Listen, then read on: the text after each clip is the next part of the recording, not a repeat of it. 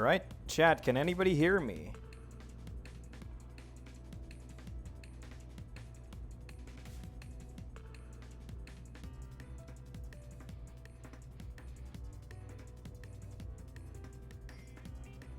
Just say the magic words, chat.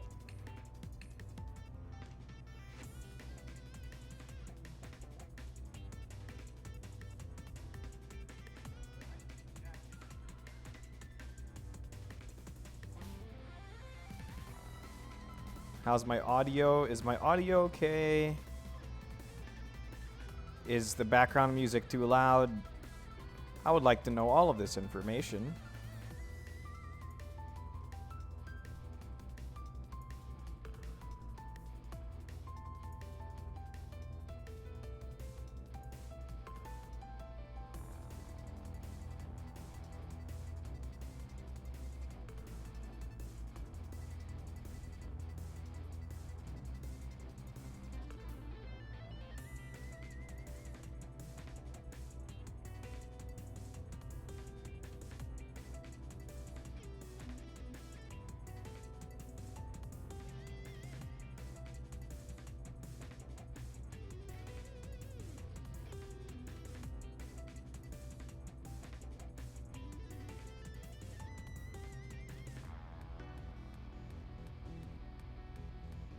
Alright, chat, does anybody hear me?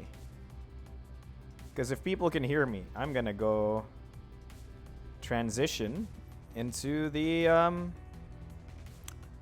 stream. How's everyone doing? What's up? We have a wonderful docket laid out for all of you tonight. Welcome to the BattleCON Wanderers of Indines Playtest live stream featuring me, your host, Marco DeSantos, also known as the Mechanic Critic, maybe?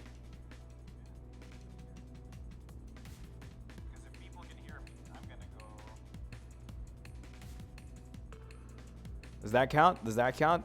Does anybody hear me? Is anybody actually even here? Don't make me sad. Please don't leave me alone. I want to experience fun and enjoyment with all of you. And fun can be had. Nay, fun will be had. So I'm just gonna wait for everybody to get into the stream, actually.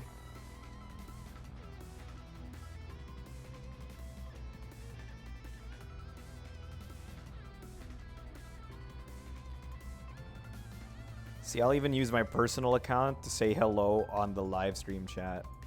What a mad lad.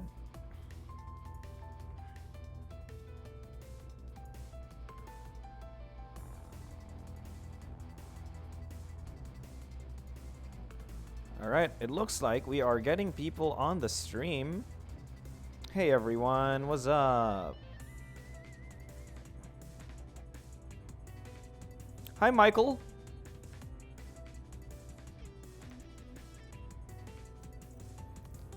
So if everybody can hear me, and it seems like everything's running smoothly.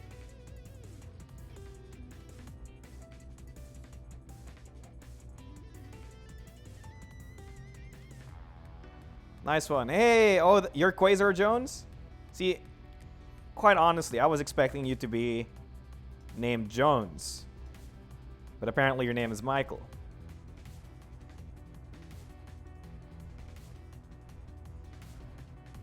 There's now... Okay, is this a Michael or a Mikkel? Is everybody in this chat named Mike? Wonderful. It seems like we have some viewers here. Hello, everyone. I am here to show off some of our playtesting stuff and show off the playtesting rotation for this week. And hopefully you all enjoy. I've actually playtested a lot over the past week and have played quite a few numbers... Quite a few games of BattleCON, give or take around 10, 15. Okay, so I'm gonna transition the stream now into the tabletop simulator module. Let's see if that works. Come on, stream, don't leave me hanging, stream.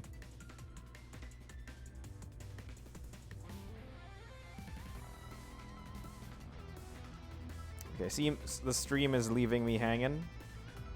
Or it's not. No, it should look okay.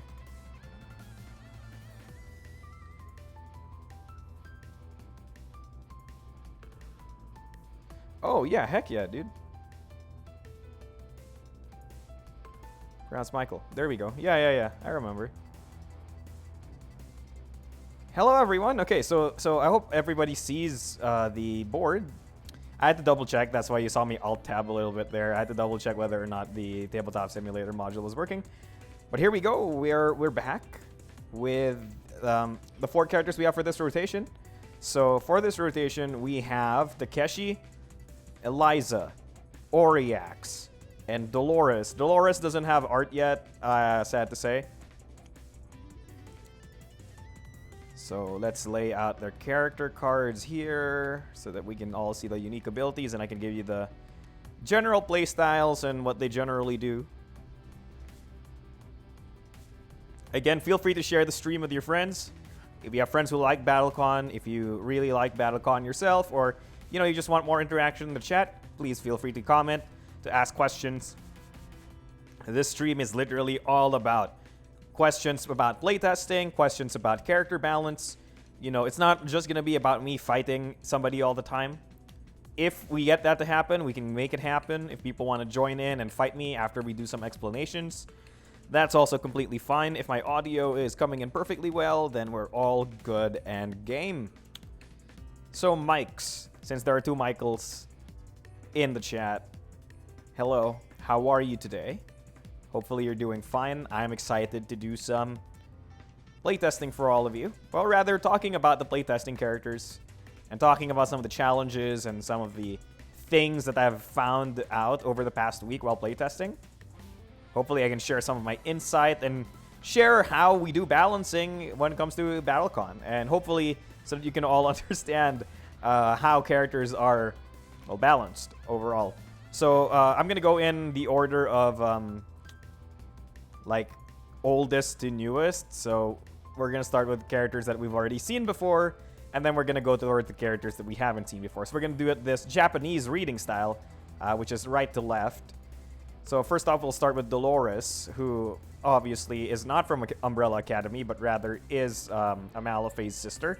So in the lore of BattleCon, Malifay's sisters are not actually sisters, but they're different beings who gain access to the parts of Malifay's, which are ancient demonic artifacts that make up the body of the demon lord Malifay's.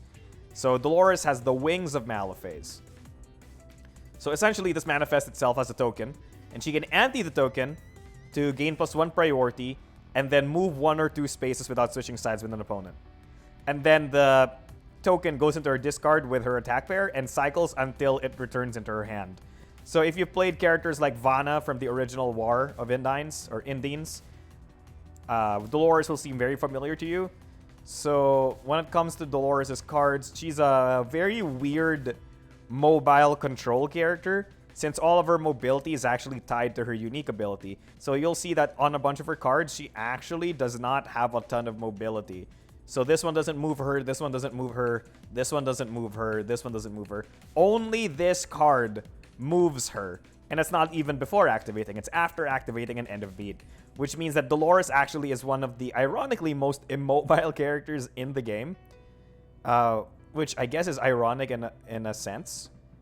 Her unique base is Barbs, which is a 1-6 range attack that deals no damage. But if the opponent or you move during the beat, it gains more power. So it can be very interesting and very powerful. Jared is absolutely correct. They're sisters in the same way the children of Thanos are his children. So Dolores is very interesting. I also really like Fatal Descent as a finisher, which essentially just destroys a lot of things. Dodge still kind of beats it because the start of beat effect activates after Dodge gets to do its start of beat effect. But if you ante your wings on a Fatal Descent, it will have priority 1, which means that it will tie in priority with any naked burst, which means that burst loses to this because bases lose to finishers when it comes to prioritize. So it becomes really crazy. If your opponent drops their dodge and you're at range 3, 4, 7, or 6, you can use your wings and then Fatal Descent them for a 9 damage attack. That's, it's pretty good. Pretty spicy. So Dolores got a few changes, mostly to her wings. her wings used to be either you choose the priority or you choose movement. So now she just gets both, which makes her end up feeling way better than she used to. Let's move on to Oriaxe. So Oriaxe is very interesting. So compared to before, Oriaxe could anti-6 god cards. That's the same thing. He has 6 deity cards. He picks 1 per beat. And then he can only use 1 each one once. That's a lot of ones. But he now has a new mechanic called Desperation. So if he only has 3 or more deities left, because he has 6. So if he has 3 or more removed from the game, he gains the Desperation effect. So here's an example. For example, this one says reveal initiate a clash. But if you are in Desperation, which means that it's one of your last 3 gods or deities, you initiate a clash and then you get a bonus. The opponent's original base goes into their discard on recycle. So that can be pretty small, but it can be pretty big. So for example, this one is reveal plus 3 priority, but the Desperation effect is start of beat become active player. So now you're not even fighting for priority. You just get to go first, which is pretty crazy as well. And a lot of his effects kind of do this. So for example, opponents cannot retreat this beat, but if you do Desperation, instead it gives you opponents cannot move this beat. So it kind of like gives him this build-up thing where he starts off with decent effects on his gods. So this one's Soak 2, but then the Desperation is it gives you power plus 2 and Soak 2. So the thing about these gods and the thing about this character is that he starts off like okay-ish out of the gate, but nearer the end game when he's running out of gods, he gets way more powerful. So his power spikes around beat 4 or 5, which is a very interesting mechanic as well. Hi, Kevin. What's up? Wait, I know that profile picture. Oh gosh, I'm forgetting your username. I'm so sorry. Anyway, hello, and yes, we're talking about Oriaxe right now. Oriaxe is a very scary boy. I'm very afraid of Oriaxe right now. We'll talk about those problems later, but so Oriaxe's cards have not really changed so much. We nerfed Absolute to only make it Soak 2 rather than Soak 3 because that was absurd. And Wrath now only gives you plus 2 power instead of plus 3 for anti-ing a god card. Sorry, for spending a god card on it. Unfortunately, we have not fixed Defile the Fallen, and Defile the Fallen is still broken beyond all belief. For people who don't understand why it's broken, it literally just stuns the opponent immediately, so that's basically dodging them, and the next beat your opponent has power -3 and priority -3. Good luck. They're not going to be able to do much against you for 2 beats straight. Outside of that, nothing has really changed. Let's talk more about Oriaxe later on. Yeah, there's Twilight's Falling. Hey, man. What's up? Okay, we have Eliza. So for people who don't know, Eliza is actually the Level 99 Games company mascot, which is very interesting. Her kenning even says mascot. So Eliza was actually if you go to our website, level99games.com, you'll actually see Eliza as she's one of our cover or like banner photos.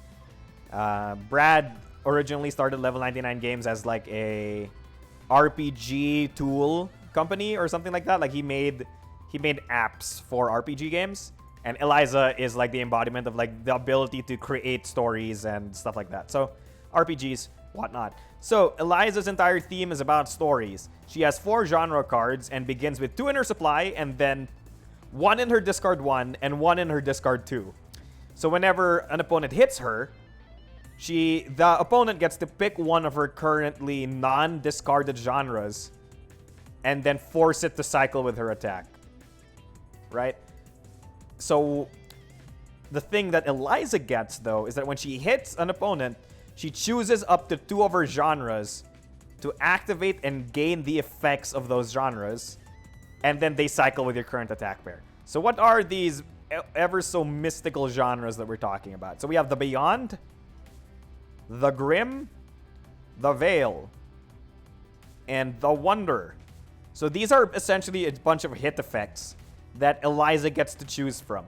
So the way Eliza actually works is that over time, she essentially amasses a toolbox of hit effects that she can choose when they pop off.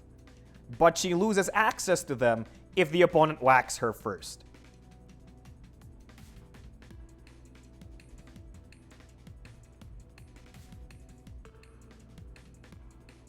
By the blessing of Kashin. Of course, it has to be by the blessing of Kashin. Kashin?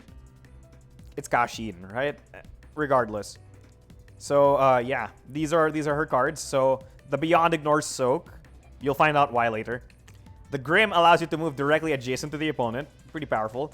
The Veil allows you to move the opponent to any space behind you. And the Wonder gives you +2 power next beat. So why are Eliza's cards like this? Eliza is a speedster. Okay? It doesn't look like it, but she is. She has a +2 priority style. She has Anthology, which lets her become active player. She also has Indexing, which gives her +1 priority for everything in her discard. So what happens is you play Literary, and then you become active player with Anthology. Everything goes into your discard, right? And now that everything's in your discard, you can play Indexing, which gives you +1 priority for each genre in your discard. So this is essentially a +2 priority plus infinity priority, and then this is +4 priority. She is relatively fast. To compensate, she barely has any power values. If you'll notice that all of them are +0s or +1s. Sorry, +0s or -1s. So this is a very... she's a very soft-hitting character. She only has one quote-unquote mix-up thing, which is Tome, which allows her to essentially stun guard for 1 turn. It's not her best card, but it does pair very well with her unique base, which is odd for a speedster. It's a range 1 to 6 power for priority 1 attack with stun guard 3.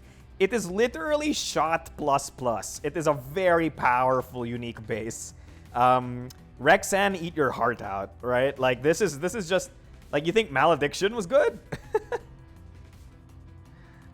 Yeah, you thought Malediction was good. World Book is like, mwah, chef kiss good. Overall, though, Eliza's a very interesting character. What she essentially does is she can do a lot of crazy things. So let me move some of these cards around so I can demonstrate the abilities at work. So let's say we have Eliza here, right?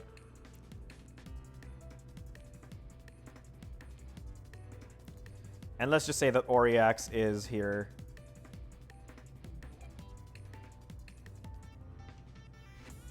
So, for example, Eliza's here, and Oriaxe is, for some reason, playing some sort of really absurd shot.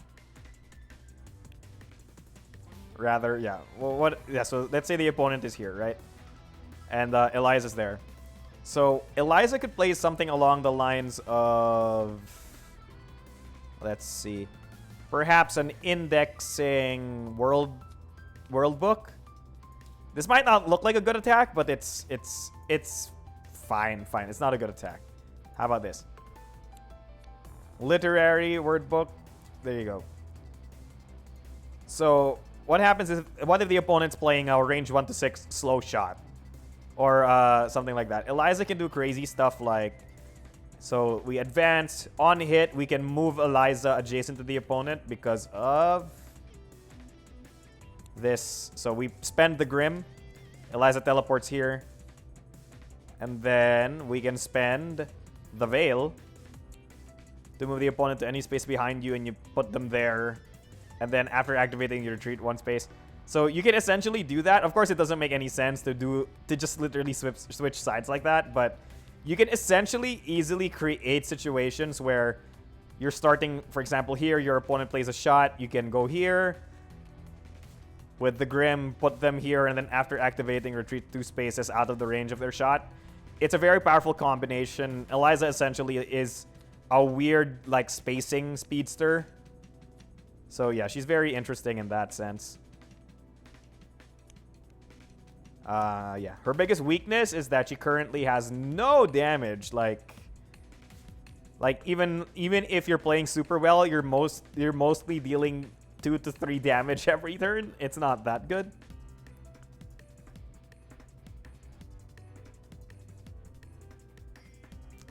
And also she has 2 problems. Between the Lines is a repeating attack finisher, and Serial is a repeating attack style.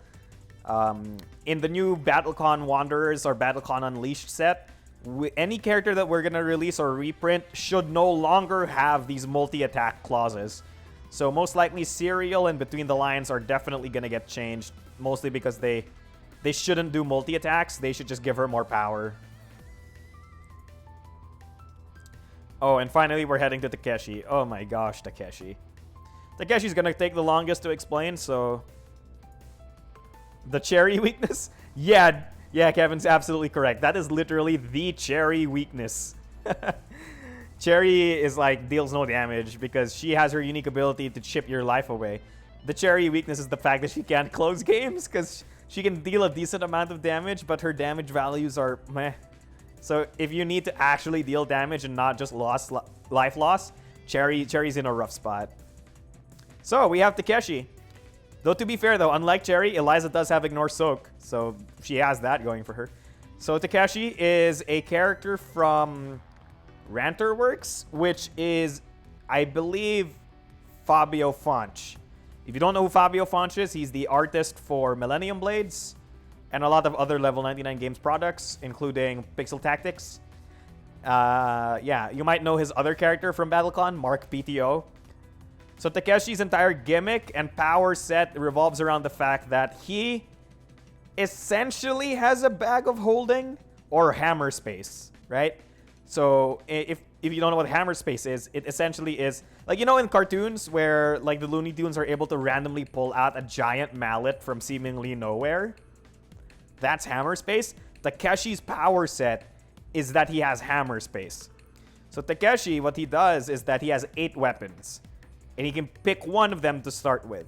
Whenever Takeshi is stunned, he has to switch weapons. The weapons give him additional stats and stuff. They're essentially like styles that apply to all of his attacks.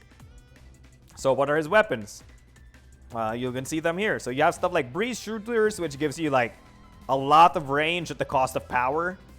You have stuff like the butter knife, which gives you a lot of speed at the cost of power, and also the fact that you can't hit at range 2 or greater, which means that your attacks will only hit at range 1, and if your opponent dodges out of the way of range 1, you will not hit them because it's a knife. You know, knives have no reach.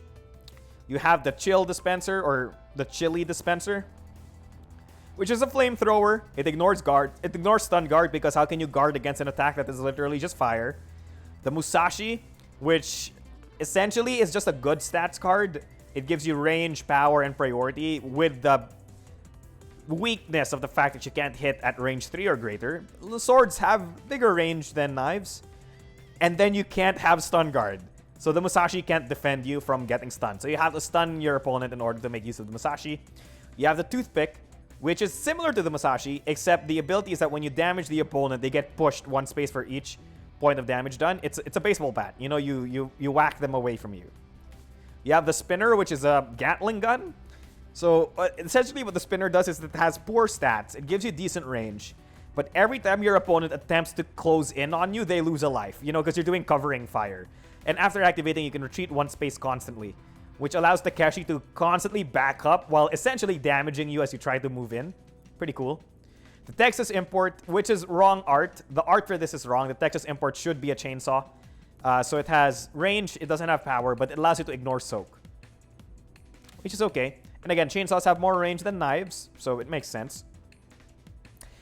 Oh gosh, the Skull Blaster. The Skull Blaster is a rocket launcher. It's pretty powerful. So it gives him Stun Guard 3, which is very massive. He essentially gets Stun Guard 3 on every attack, but it has a minimum range, and slow speed, but it gives him a ton of power.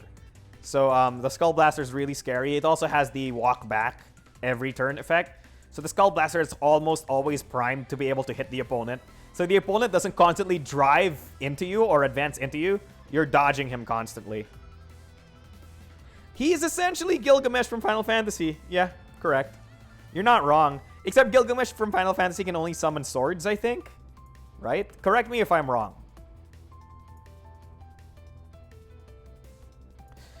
So, Takeshi's really weird. Most of his styles are just movement. They're just movement and stun guard. So this one is movement, this one is movement, this one is stun guard. This one is movement and lets him swap weapons. This one gets more powerful the less weapons you have left. And this is the problematic card in his kit, because at some point this turns into like a power +4, priority +8 or whatever, or like a power +3, priority +7. Like, that's just not fair at this point, and I don't think it should exist.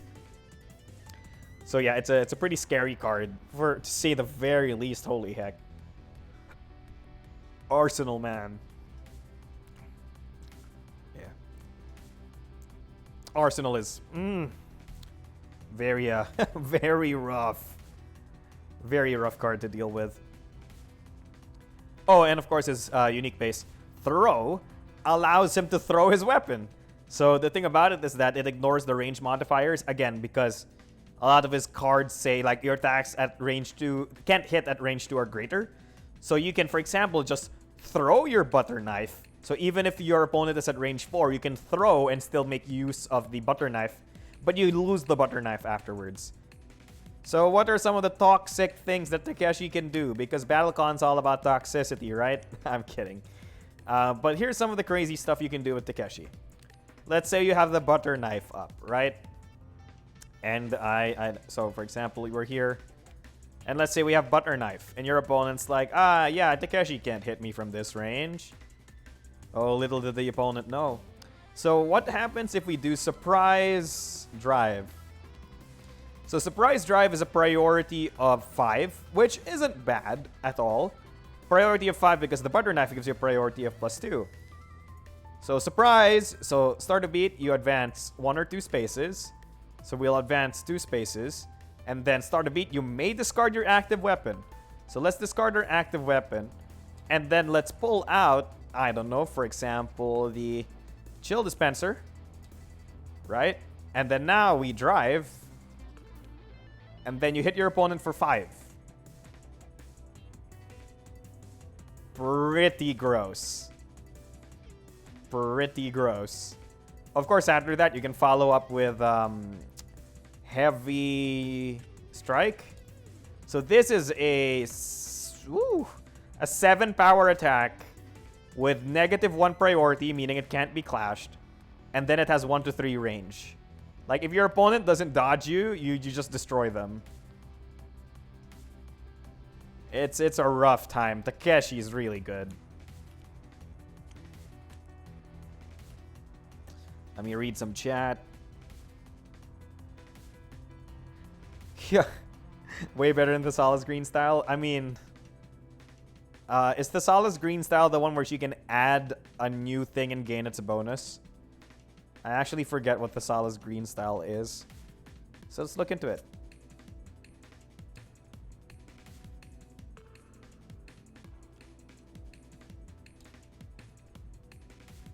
Oh. The cards have not loaded in. Uh-oh, did I break? Did I break the game? Uh-oh.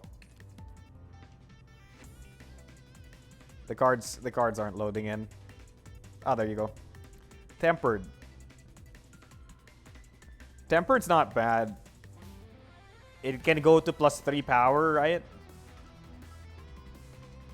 Yeah. Yeah. If you think about it that way, yeah, Arsenal is way better than that.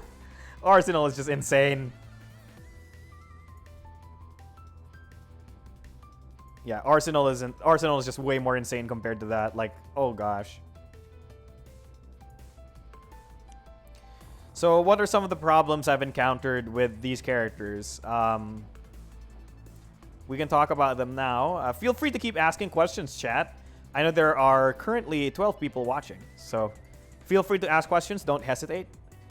Dolores. What are Dolores' problems? Ironically, I think Dolores is probably the least problematic despite having the scariest UA among all of them. She's actually decently good. She has decent control tools. My only problem is that Barbs, I feel like, should have 1 power. Because currently, as it is, Barbs says, this only works if you use your unique ability or your opponent drives or bursts. I'm not sold. Probably needs like 1 power, right? Because I'm so sad that it's only 0 powers. If nothing happens right, you deal no damage. Not good enough. But outside of that, I think Dolores is actually okay. She has some cool combos. She feels really fun to use, and yeah, she's just solid in my opinion.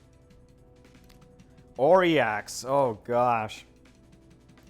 So the desperation mechanic was meant to be so that Oriaxe just didn't start off really powerful from the get-go. But essentially what happens now is that since 3 of his deity cards essentially give him +2 power and hit confirm, so this is +0 to 2 range and +2 power, and this is start to beat advance 1 up to 2 and +2 power. Sorry, move up to 2 and then +2 power. This leads to like Oriaxe being the god of closing games. And it hasn't changed his patterns, at least in my experience. Every Oriaxe game is just, I play Absolute Strike, I dodge, and then I play Smiting Wrath to deal like 6 damage to you, or I play Fickle Shot and then deal 6 damage to you. Like there's almost no difference. It's pretty much just that. And then you rinse repeat. And then the gods just make it so that you can set up like situations where your opponent just has to die. Like what does your opponent do when your opponent is at say 5 life, and then you just do Fickle Shot anti-Gantstern, right? They can't dodge you, they can't stun you, and then they just have to eat 5 damage. Like what? Like there's nothing they can do about that, and it's rough. I guess they could try to, what do you call that? Clash it. So Fickle Shot is only 2 priority, but if they clash that, you can literally just play like Wrath or Drive, and then it would still work. And since Wrath and Drive are on the same priority of 4, it's highly unlikely that your opponent will be able to double clash both Wrath and Drive. So, like, it's just impossible to deal with. It's insane. Will there be unique art for Oriaxe's gods? I am actually not sure. Most likely not, because I don't think we even have art for those gods yet. I was going to say at least he would have to be stunned like 8 times for it to really get that strong. Yeah, Stellan is absolutely correct.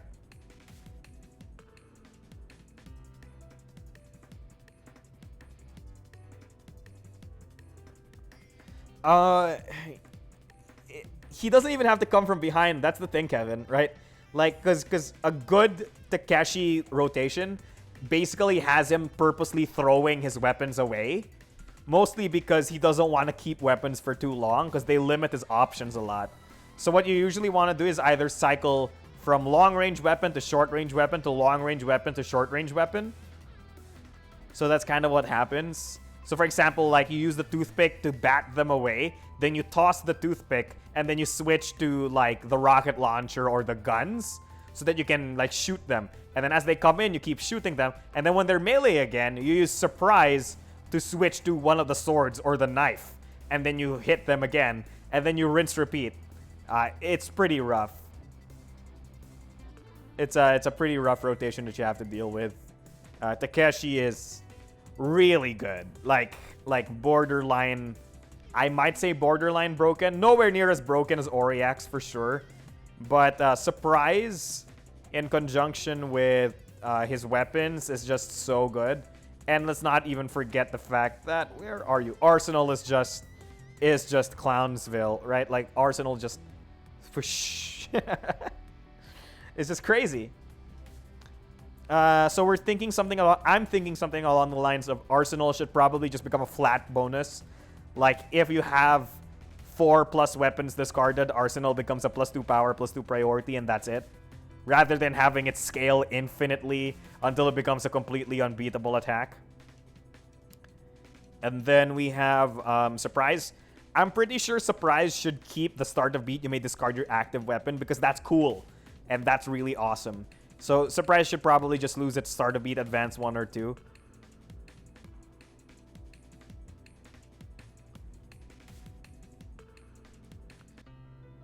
Outside of that, is there anything else? I don't really think so. That everything else in his kit is kind of solid. Because the thing about Takeshi is that his cards don't really have powerful abilities because his weapons do most of it for him. The weapons seem mostly fine. I haven't particularly found a weapon to be like so overwhelmingly strong. Mostly because the nature of a character with multiple weapons is that they toolbox the weapons they need for the matchup or the situation. So They're all situationally good, but all have glaring weaknesses. Except maybe for Knife, but even then, Knife can't hit at range, so yeah. Sorry, I meant Blaster. Except for Skull Blaster, but Skull Blaster has a minimum range. So even then, like, even if you don't know how to deal with Skull Blaster, you know that you can just drive and always make Skull Blaster miss. So yeah, those are our playtest character rotations for this week. If anybody would like to play against me, tell me in the chat. I will provide the room details and you're free to join. When does the Kickstarter late backing close? I believe when we need to start printing the game. So there's no exact date. So essentially when we're done with the testing, I guess, is when the backing closes. I could be completely mistaken. I would look it up right now, but I'm on stream. So unfortunately, I cannot provide you the accurate answer as of the moment, Kevin.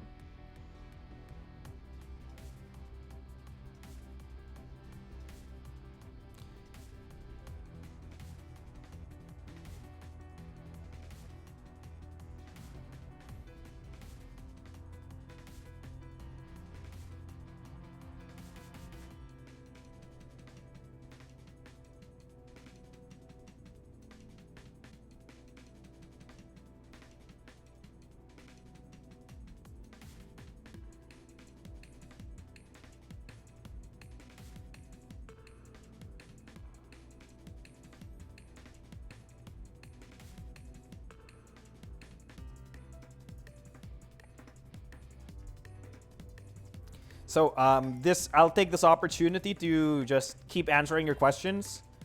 If anybody wants to play me, please tell me in the chat, and I will play with you. We can play a riveting round of BattleCON. It'll be fun. It'll be great.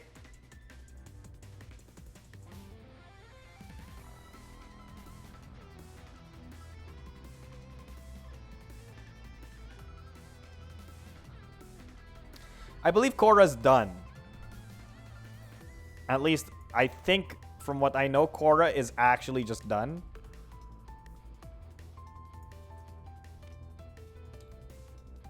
We were playtesting Korra for a bit, and I believe Daniel rotated her out. Because I think she's done.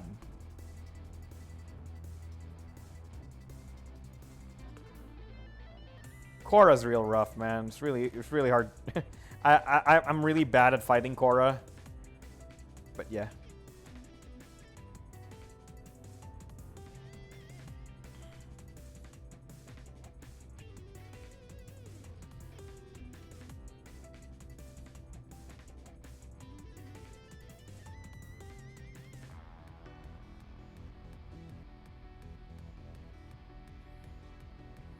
Man, Barbed is also a pretty good style. Not because of the power, but also because of the ability to pair it with dodge.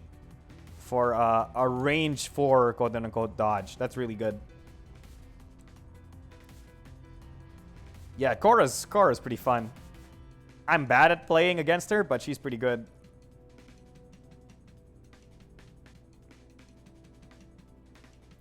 Stellan, I'll be on for at least another hour or two. Mostly, I'm just taking this opportunity to talk to everybody because I want people to enjoy the game and to learn more. I know there's a lot of people who aren't on the Discord or may like not just keep up with the Discord and might not be appraised of any of the news. So feel free to ask me any questions. How can you be bad at playing Korra? Well, I guess it's true, right? Like, there's a lot of characters wherein you like help design them or you design them and then like you're still bad at them. There's a lot of characters like even if you want to be good at them, you're still bad at them, right? Like, for example, I playtested Eric a lot and I'm okay with Eric, but not nearly as good with Eric as a lot of people are.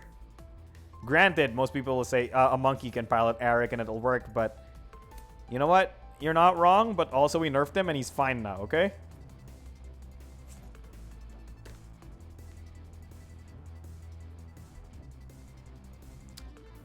Somebody fight me. I send out an open challenge. Beat me and I shall bow down to your superior BattleCON skill.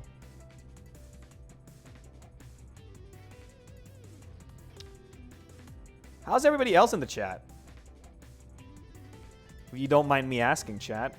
I really want to know what you're all about. So while we're waiting for people to respond to my challenge or stuff like that, I guess I can talk about characters I'm excited for.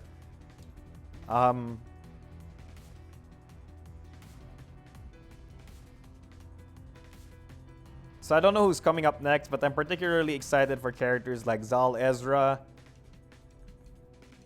Ariel Malphase, and Claws and Windall. Again, no art yet, but yeah, these are pretty fun characters.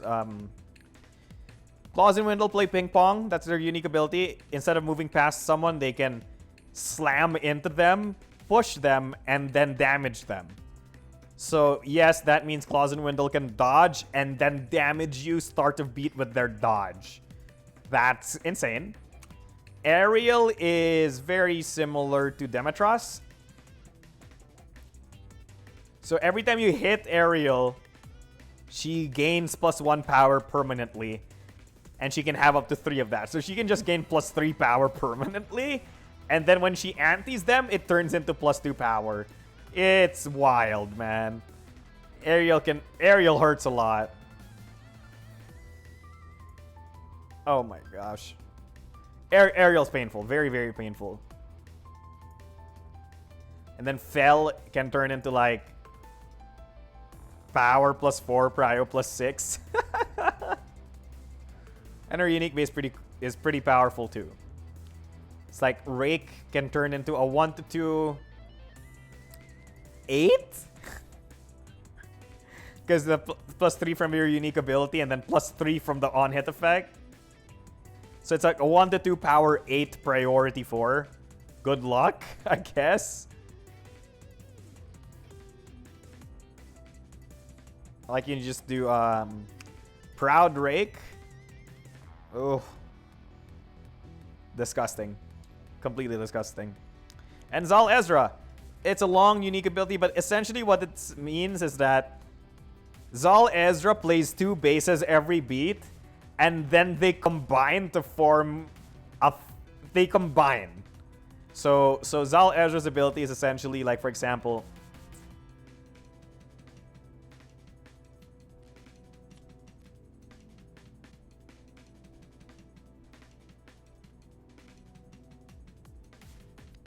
I think it's better if I do this as an example. So if you play Strike Burst, it's actually a range 1-3, power 4, prio 3 attack. You see where I'm getting at? The ability takes the larger number between the two, and then it gains all text on both the cards. So it has Stun Guard 5 and Start to Beat Retreat 1 or 2 spaces.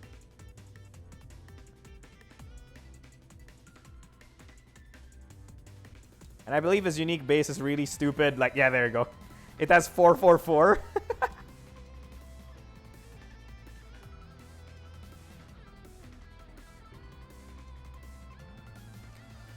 So, for example, if you do Strike Disentanglement, it's actually our range 1 and 4. Not range 1 to 4. It's range 1 and 4.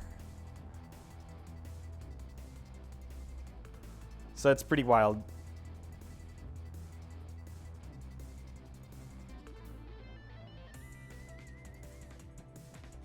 Okay. Bye, Kevin. Thank you.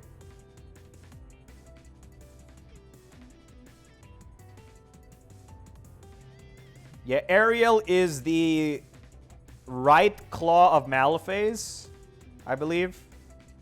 She's the opposite of Schecter. So Schecter's the left claw, Ariel's the right claw, I believe. Zal Ezra's Captain Planet. Daniel says, Zal Ezra? I don't remember that character in the latest Kickstarter.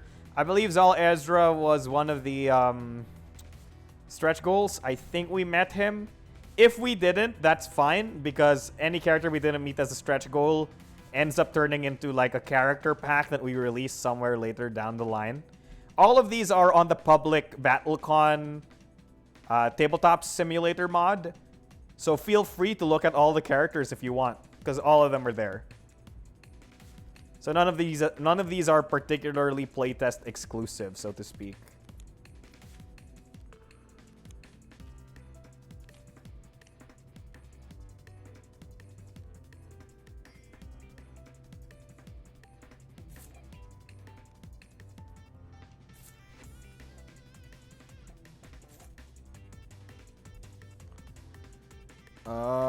Who else? We have Batrov. Batrov's interesting.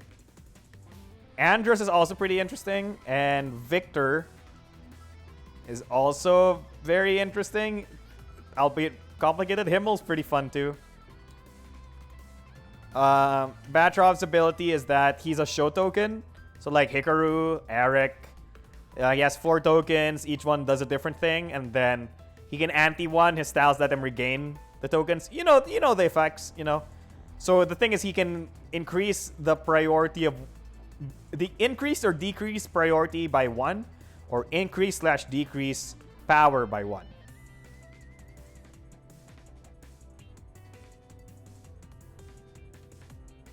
So the thing about him is that a lot of his effects care about math. So here. If the difference between this attack's total power and priority is exactly 2, both become equal to whichever one is higher. So for example, if you congruent drive up your priority by 1, your priority is now 5 and your power is now 3. The difference is 2, therefore your power becomes 5.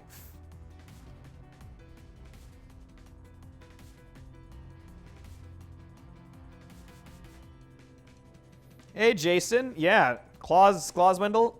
Spicy.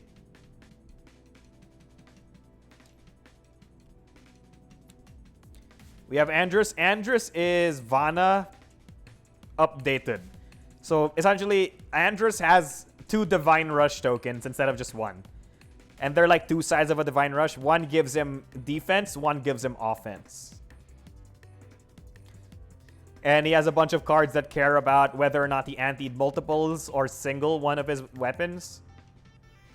He's pretty interesting himself. I am almost sure that... Which card is it? Diving is broken? I am almost sure. But that's okay. He's still in testing. Oh, and Himmel. Right. Himmel. There you go. Any damage Himmel takes is reduced to 1. That's it. So, but if he moves, it turns off.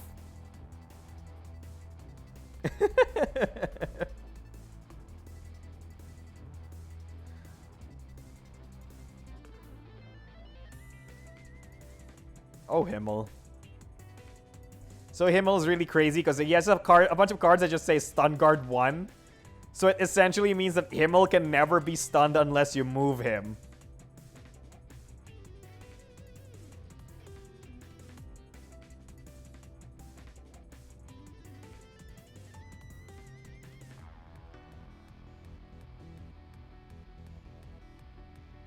It's pretty wild, right? But Himmel actually has glaring weaknesses. This one doesn't even have stats yet, but yeah. So some of Himmel's cards actually move him. So actually a lot of Himmel's cards move him. So he has to be slower than the opponent to get the... And he has this thing, which is just wild to me. For people who don't know, Himmel's lore is that he's literally a walking tank.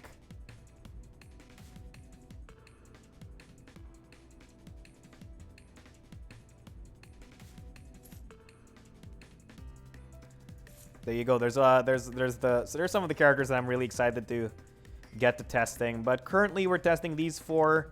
Oh, Eliza, don't do that. There you go. Let's check on chat. They're still talking about limb disparity math. Yep, basically limb disparity math.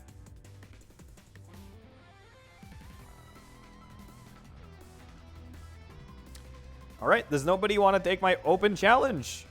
I'm still waiting for a fight. A battle. A duel, if you might say. Or if not even a duel, just some questions from the chat would be solid as well.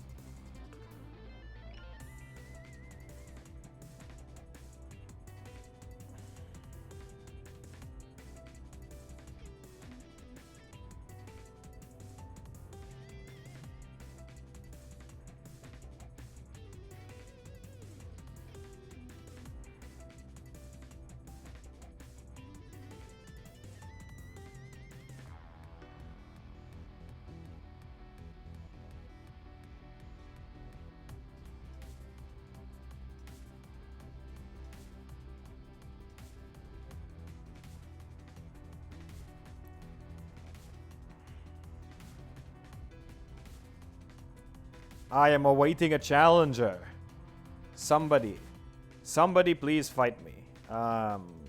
Let's see if I can cajole someone from the Discord to fight me.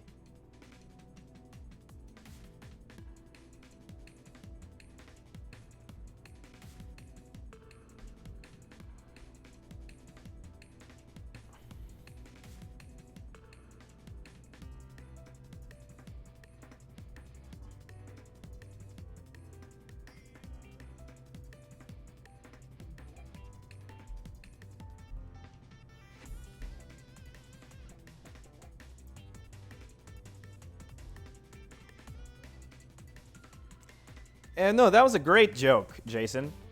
I'm looking for a battle connection, indeed. Because I want to connect with folks. Connect with people. But rather, it's more of my fist connecting to their face. You know?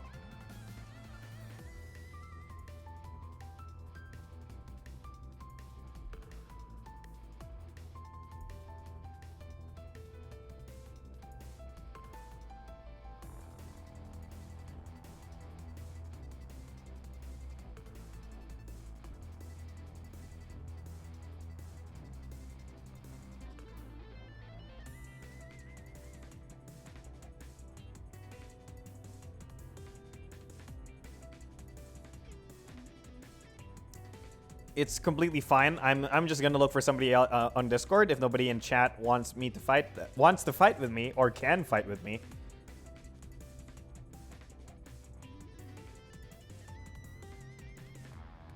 Okay. If we are failing to find a game, who can I reliably mess with? Mess with, really.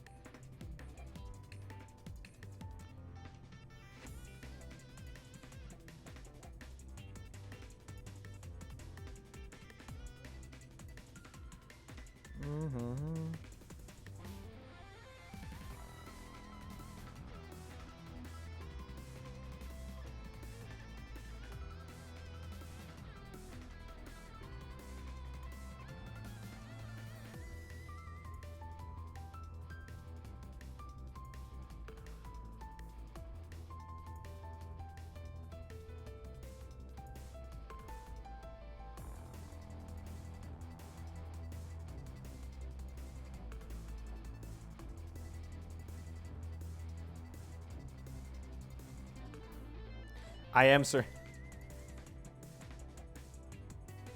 Oh yeah, BattleCon is just a obtuse dating application. You don't know?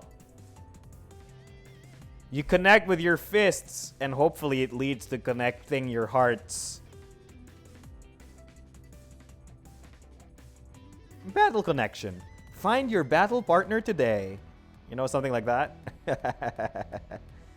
I need the hit confirm I so desperately need. We're thinking of making shirts. And one of the shirt ideas I proposed was something along the lines of like, all for one, one for brawl. Don't forget, it has to be brawler. So, all for one, one for brawl. What would be the shirt I propose?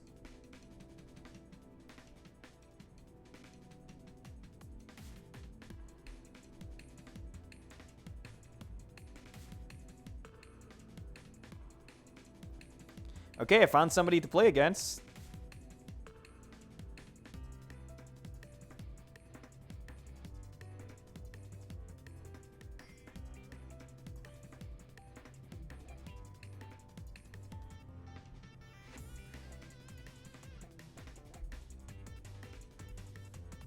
All right, let me shift the stream to... I'll just put up this graphic for now. Hopefully the graphic pops up. Did the graphic pop up?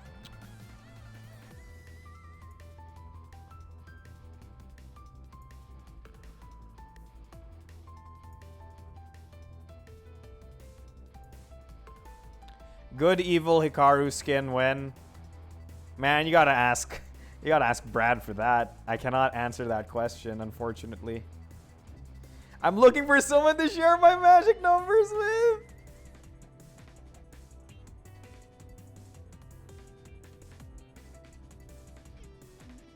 Okay. Okay, everyone, we're gonna attempt to get somebody into this call. Do tell me if the audio gets messed up or something.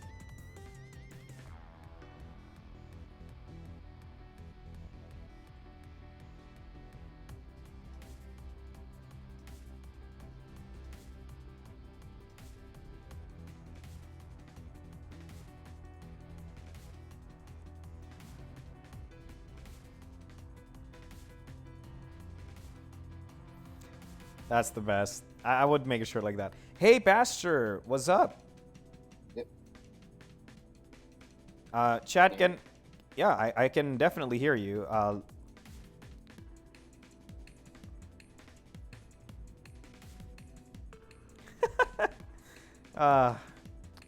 Yeah. Sorry, people in the chat are talking about a t-shirt that just says, the hit confirmed she so desperately needs, along with Magical Stun Guard 3. Would you buy a shirt like that, Pastor? Say yes or no. Probably not. It'd take way too long to explain to people what that is about. That's you know what? Completely fair. Stream chat, do tell me if Pastor is coming off too loud or too soft. Hey, Pastor, here are the room details.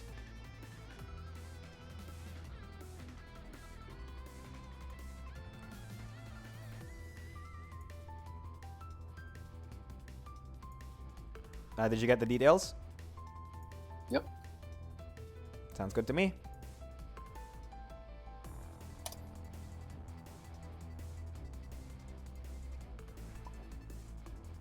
Hey, we're in it.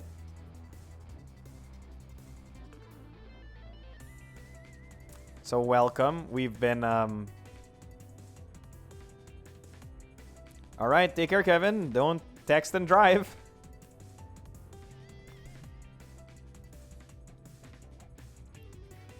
All right, Pastor, have you played any of these characters before? I have. I've played everyone except Eliza. Oh, you want to try Eliza out? Sure. Right. So I'll actually play as a regular character instead of one of the playtest characters, I mean. We benchmarked now. I'll play the one, the only, Mr. Hikaru Soriyama. Oh yeah, it's the one question here. The one style that she has. Cereal. Is it supposed the one that repeats the attack? Is that supposed to? Yeah, cereal. Yeah. Cereal should get changed, but right now let's just play it as it's written. Okay.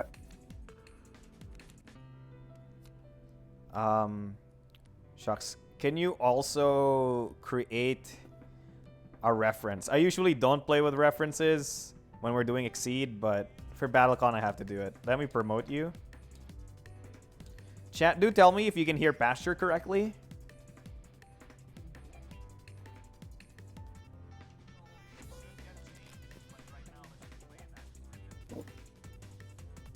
Should just turn them all at you there, but. Yeah. Alright. Wait, I might have to change some stuff. I need to increase your volume a little bit. Okay.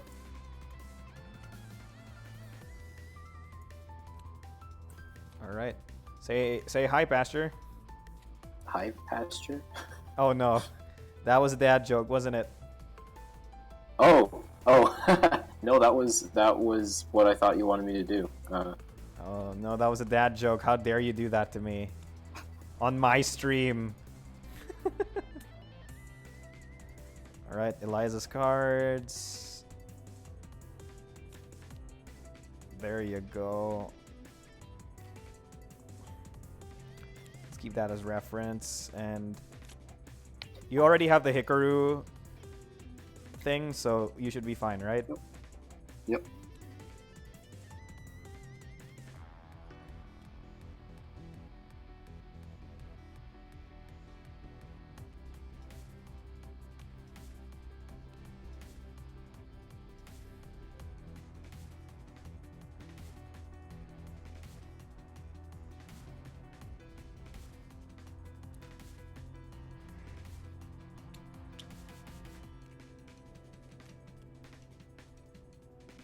I've had experience with people doing discards differently. You have the inside one, discard one, let someone discard two. So I'm doing it correctly for the Okay. the viewing properties of people. So I cycle outwards on stream. Great. So, yeah, so that people don't get mad at me.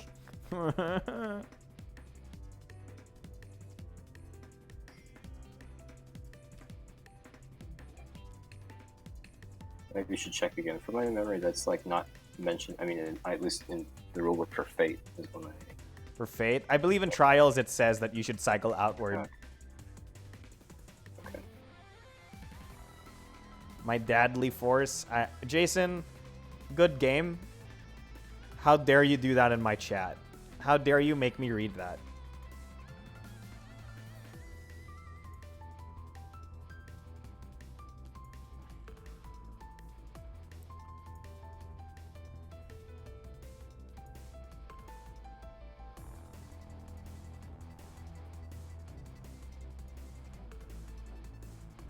Funnily enough.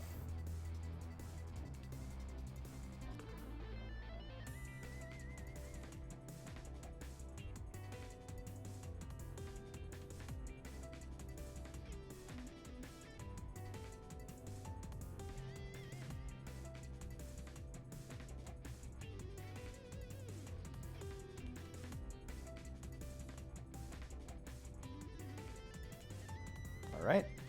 Discards have been picked. Wait, no, not yet. You're not yet done. You have to pick genres still. Yeah. It doesn't matter since I've already picked my discards, so you can feel free to just leave them face up. It doesn't matter to me. Sure. Upon So yourself, Jason. How dare you? I choose these on hit, right? So you choose which ones you activate on hit, yes. But when you do so, you lose them. And when I hit you, I get to choose one to make you lose it. Okay.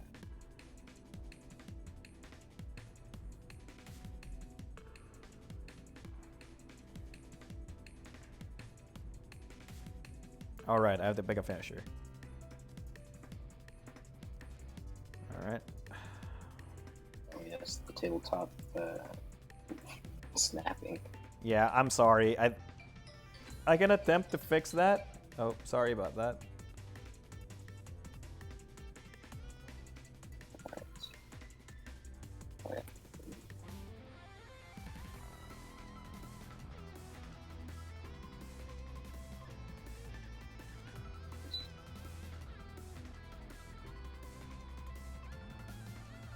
Alright, do we reveal? Yep. Doink. Hey, you did it! This, I always discard shot as Eliza. I mean, why wouldn't you, right? Because... Yeah. She's got a better shot, arguably. Yeah, World Book is like so good. Yeah. Okay. So for the ease of everyone, your active thingies are on this side, and then we just match.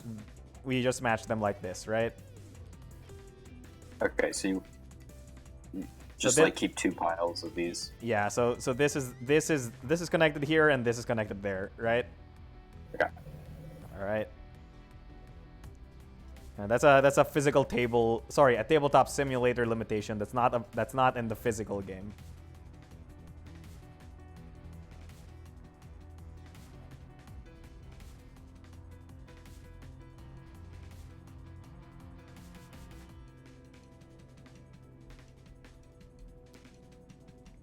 All right. Beat one. So you obviously got the Beyond. Yep, the Beyond. Yeah. That's why I was like checking. Like, I can do this on hit, right? Yeah, it's pretty good, right? Although if you hit me first, you can get rid of it, right? Yes, if I hit you first, I can absolutely get rid of it.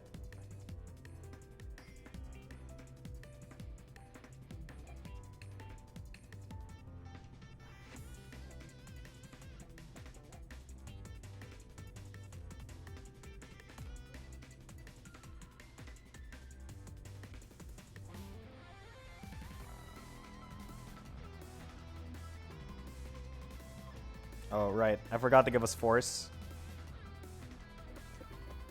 1, 2. There you go. Absolutely correct.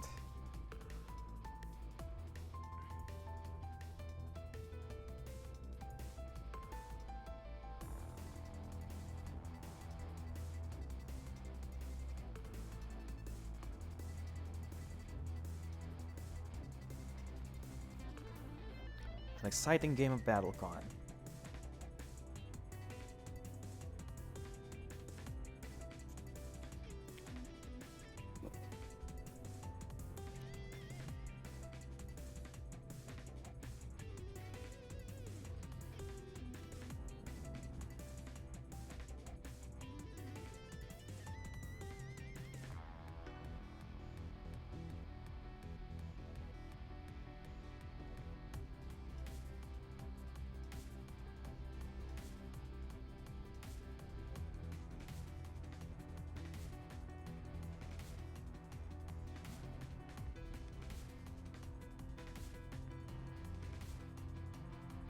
That sounds good to me.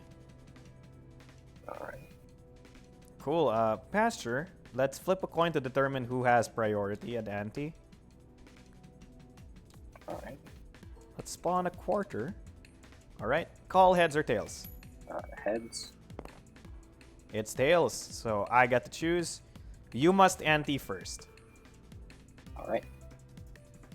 I will pass. Oh man, as if I didn't expect that. I am Hikaru and I will ante win token. Okay. Pass. Alright, reveal. Is it World Book? It's World Book. Failed on the mix-up, I guess. So, start a beat, I'll advance 1 space. Start a beat, I'll advance another space. And then I will hit you for 4 damage. Then I will force you to discard the Wonder. So this will cycle with your attack. Okay. Now...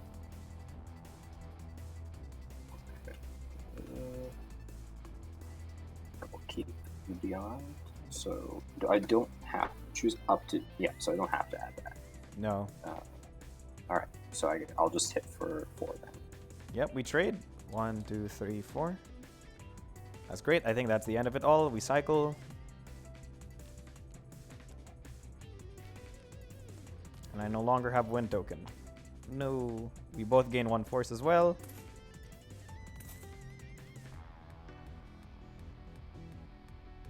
Hey Benjamin, I'm glad you're here too. Hopefully you enjoy this stream. So you lose the Wonder. Okay. Yeah. And you have the Grim and the Beyond.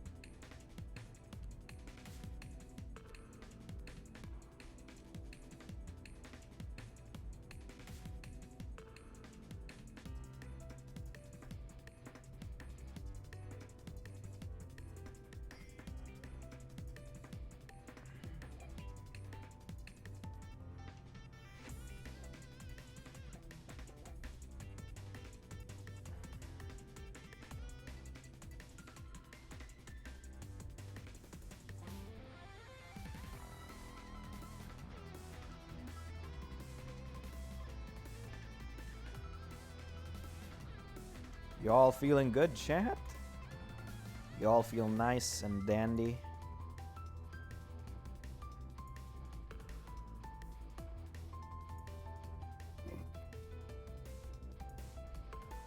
How are you finding Eliza so far, Faster Master? I mean, she seemed...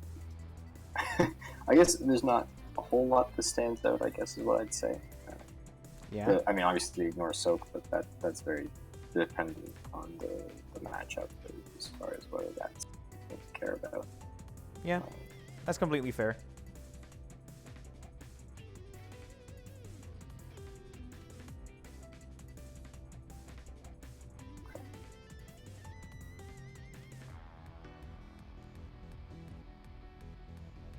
Throwing down the gauntlet, I see. Cool beans. Antes, who was faster? I was faster last beat. I will anti... Shucks. Let me look at my attack pair. I'll anti nothing. I'll pass first. I'll pass as well. Alright, we reveal. Oh, nice one. Okay. So I take 1 damage. Oh, sorry. Before activating, you have to advance 1 space.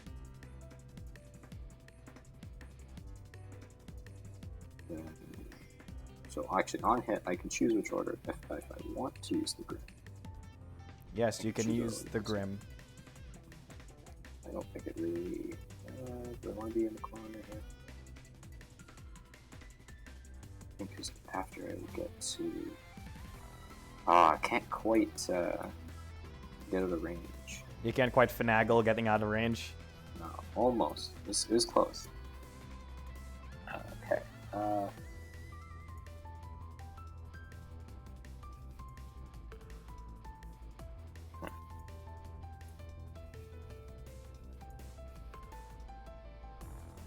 This.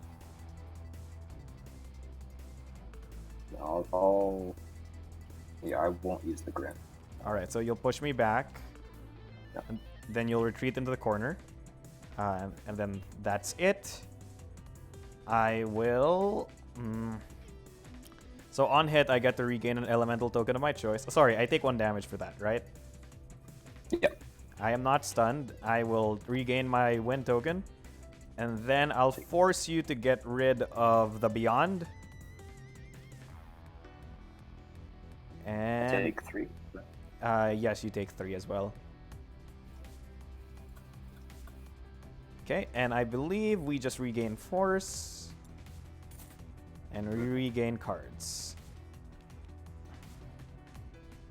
And now I think you're gonna get... Yeah, you're gonna get the Veil. Mm.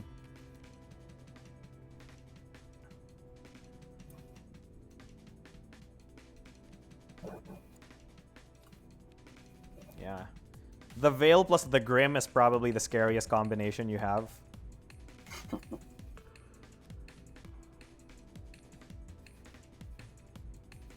Because you can do stuff like teleport here and then you throw me to the other side of the board or something like that, right? Just throw myself, right? Oh no. Oh no, remove the opponent. Yep. Yep. Yep. So you currently do not have Literary Grasp or Tome World Book. Which is an odd name for an attack, but okay. Yeah. Alright.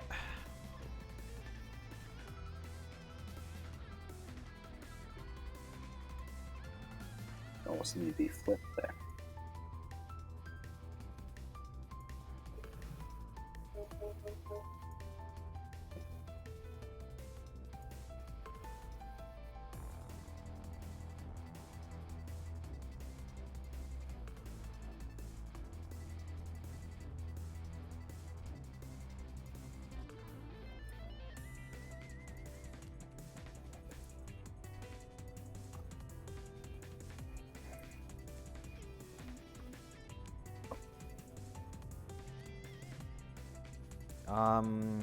Antes, who was faster last beat? You were, so you get to choose. I will pass. I will ante for speed.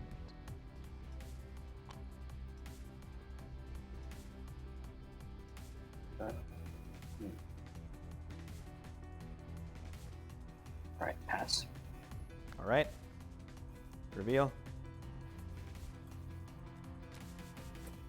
Switch dodge. Sounds about correct.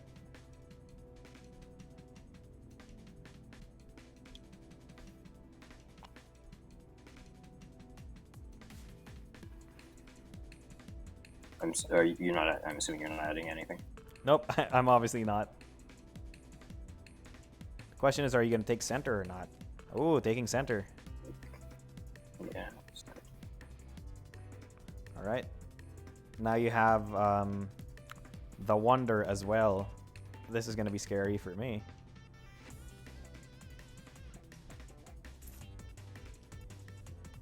Right, and I gain 1. Are you going to swap your finisher? I suggest you don't. Yeah, no, I don't think so. Actually, wait a second. Oh, this one is higher, I guess. Here, proprietary then. Okay. All right. Ooh, the Wonder.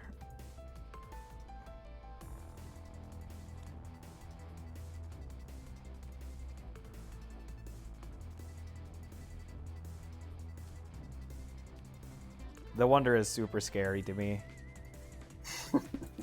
It's actually just terrifying.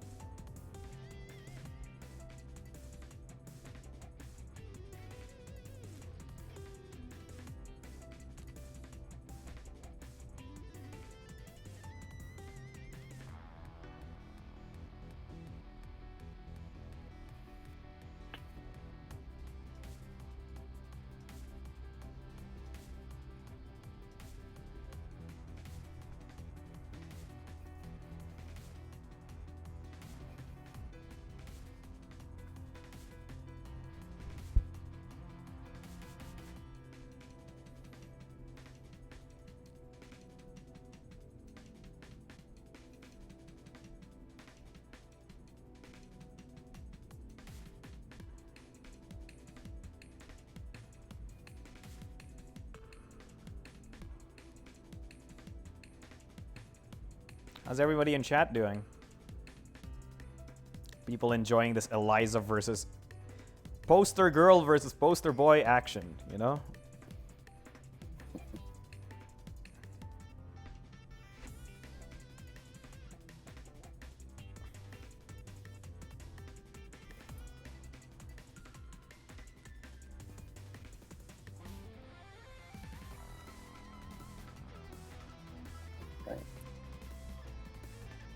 did you ante first? Oh, right. I need to ante first. I will pass.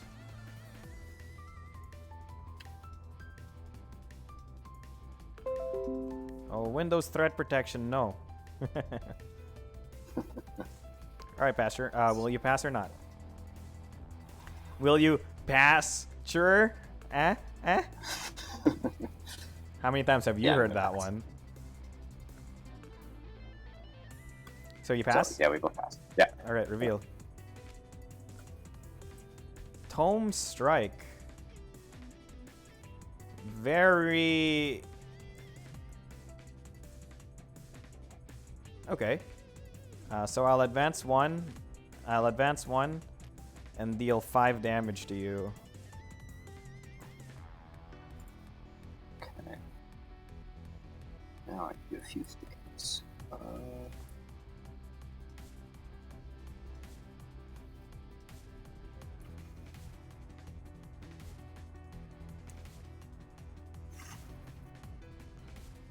I actually think you can,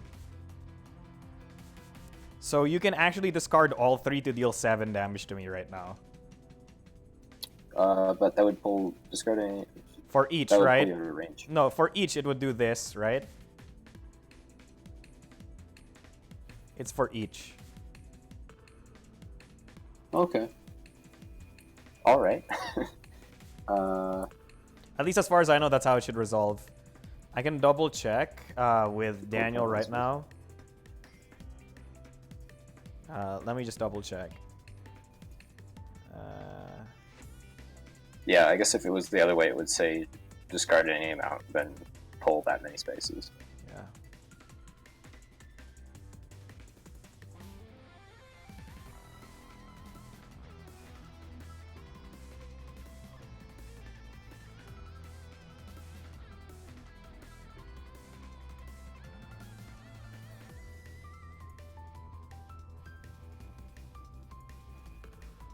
Pull 1 for each.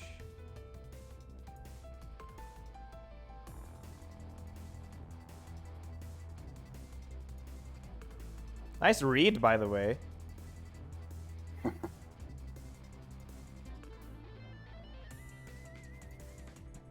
If Daniel does not reply in 2 minutes, I will just rule it for now as that. Because as far as I know, that's actually how it's resolved. And you can just whack me super hard right now. Your win token is down, correct? Yes, my win token is indeed down. My win token, if you will. Oh my. Yeah, yeah, but it's a really powerful token in this matchup, right? Mm-hmm. Like, to say the very least. Because I might. Okay, I'll just say that it resolves that way since Daniel doesn't seem to be replying. Okay, so pull you back and forth with the. How many times? And the wander. All right, so twice. So twice. I take 6. Yeah. And then I will. Oh wait, wait. I can activate 2 of these on my attack. Yes, but if you do that, Yes, okay, if you do that, you don't get it. You don't get to do the pull thing. Yeah, yeah. So I think I'm gonna pull just once. So I took over there. So instead, I took 5 damage. And then I'll apply both of these to my attack. So I'll move you over there. Cool.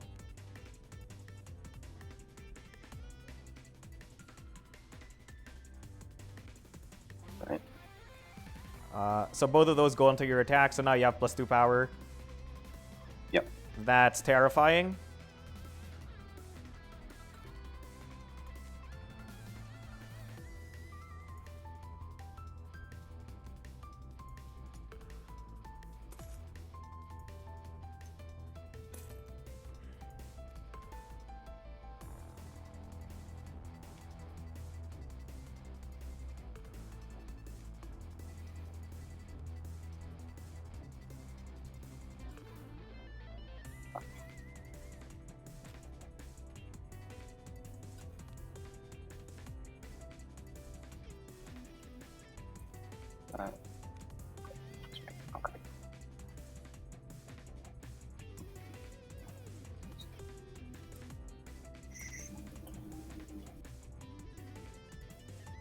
Oh, so you have the beyond in your...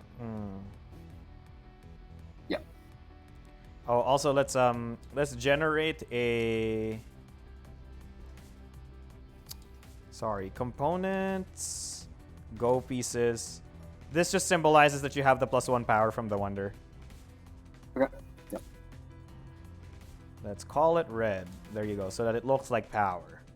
So you have +1 power. +2 power, sorry.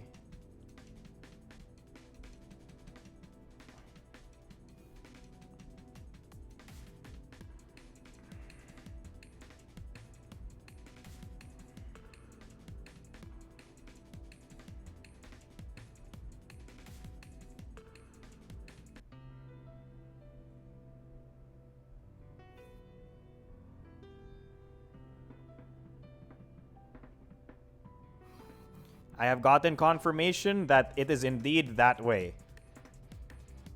Okay. Basher is discarding cards correctly. I'm sorry, okay? Last time it was real rough. I played Eliza and it was completely just wrong. I wasn't discarding my cards when I hit with her. I was like, "Oh no, that's yeah."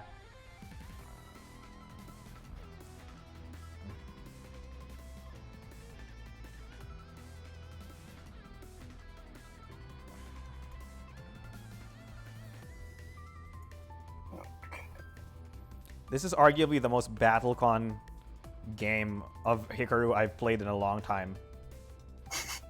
Why is that? Because it's like we're just constantly dodging each other and stuff. Like it's very BattleCon, you know? Okay. Did we gain force last beat? We did not, right?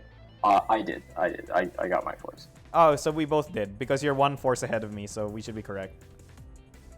Okay. Antes, who was faster last beat? It was me. Pass.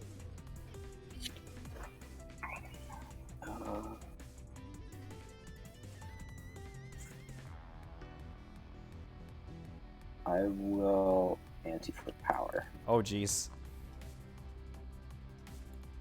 Oh, whoa. Wrong way, wrong way. Wrong way, wrong way. I mean, I wish anteing for power gave me 2 force. That'd be sweet. I will pass in response. Okay, pass. Yep. Let's see what your attack is. So that's a 7 priority indexing drive. And oh, I have dodge. All right, so I'm safe. Yay. Oh gosh, it's a good thing we didn't clash, because if we did, I would be super sad. I would take 7 damage this turn. Oh. The anthology burst would have got you there, right? No, because anthology burst becomes active player as a start of beat effect. No, not that. Just the fact that you would only be able to go into the center, and I'd be back. Oh yeah, anthology burst would have totally gotten this. Yeah, no doubt. No, but you dodged me first. No, yeah, exactly. Sorry. Okay. Since this is a 6 prio thing, I would dodge first, then you would burst, so you wouldn't be able to do it. Yeah. Okay. Yeah. Okay. So you drive into the corner, I believe.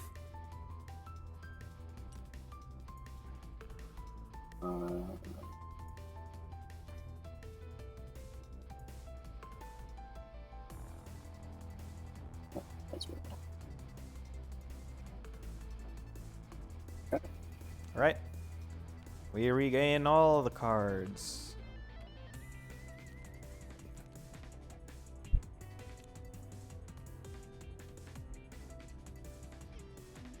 Oh, and we gain force as well. And you lose the power from the wonder.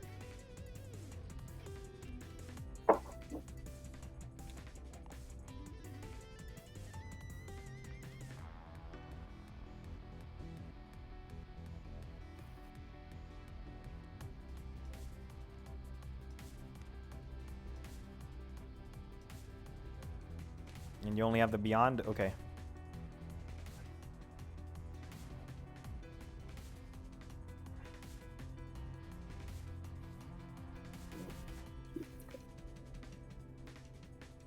It's time for as they say, the big boy plays, you know? Ooh, the big boy plays.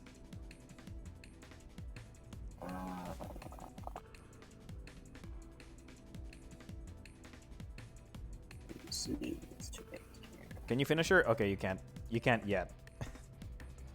It's very important to me.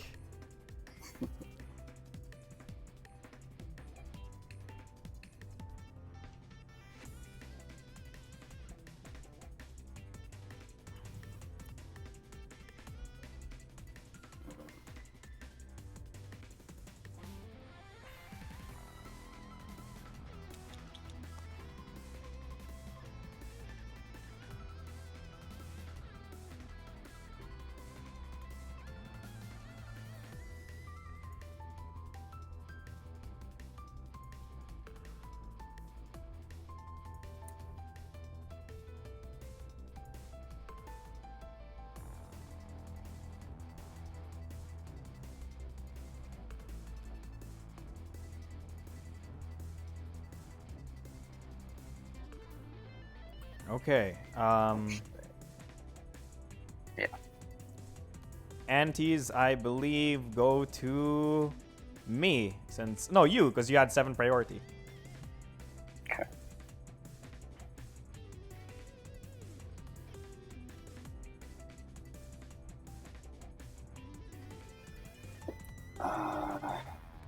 Oh, anti priority. Interesting. Oh. It flew all the way here. Great, you got priority. I will also counter anti for priority. Alright, I'll pass. I'll anti-fire. Okay, pass. Right, reveal. Nice. Alright, so we clash. Yeah. I usually just leave the card there and stack the cards on top. Okay. So that the viewers can still see the cards. Alright. So this doesn't work. It gets rescinded.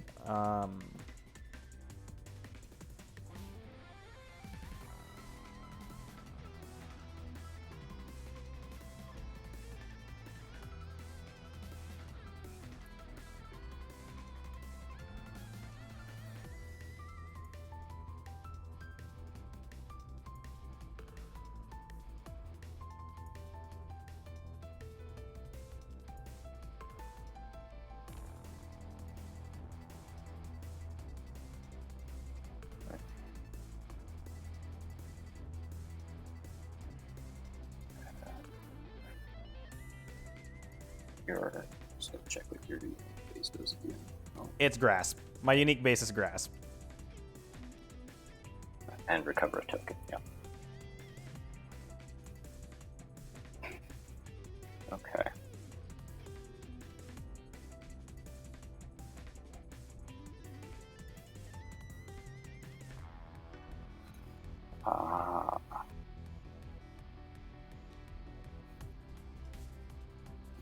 Alright, we reveal. Hey!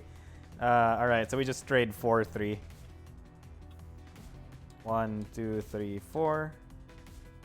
And then I gain my win token back. Oh yeah, you're regaining that token anyways. I was like, is he gonna go to regain his token? But you were getting that back anyways. Yeah, trance just gets you the stuff back for free. But now you just have all your stuff. Now you have all of your genres. Oh gosh.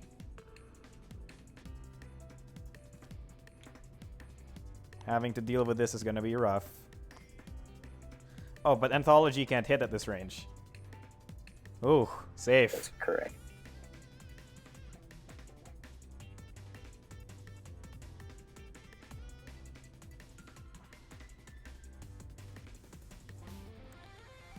Okay, I was wondering if you could finish her or not. Wait, did we both gain 1 force or 2? We should have gained 2, right? Yep. So we should both be able to finish her now. Okay. Where? Oh, this finisher.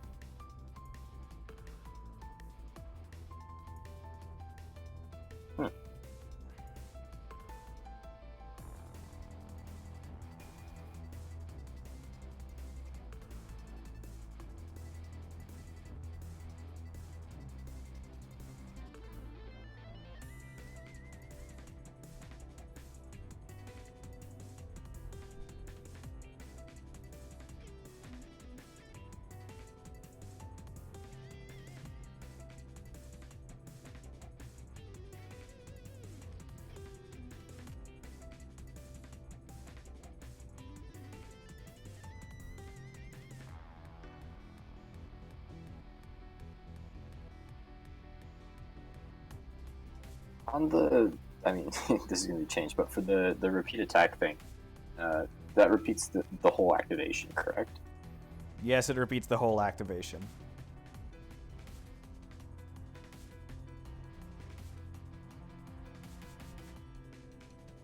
So that includes all of the befores and the afters.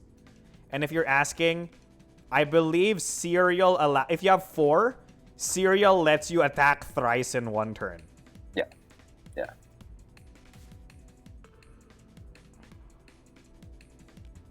Okay, antes. Who was faster last beat? Me.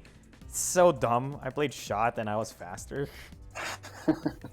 I'll anti-win token. Your go. I'll pass. I'll anti-priority. I'll pass. Alright, yeah, reveal. Yeah, alright, sounds good.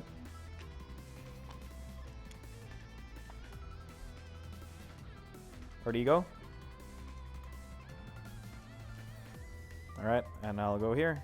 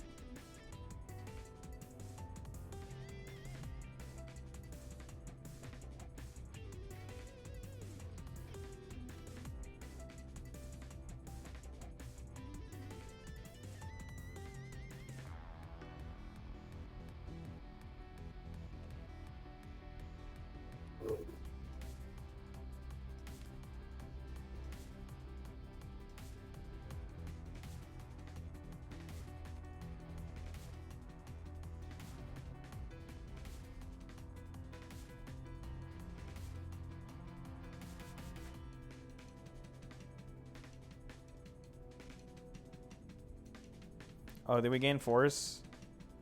I keep forgetting to give us force.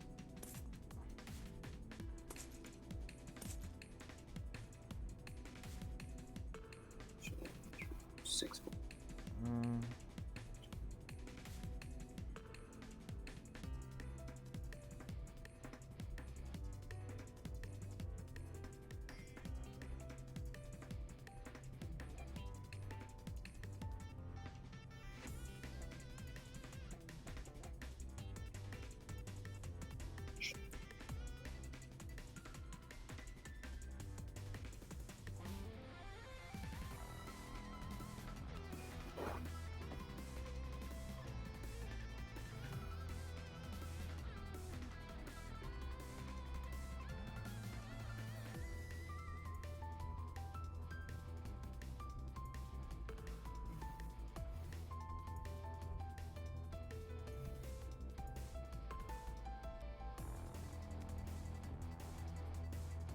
Alright, here you go.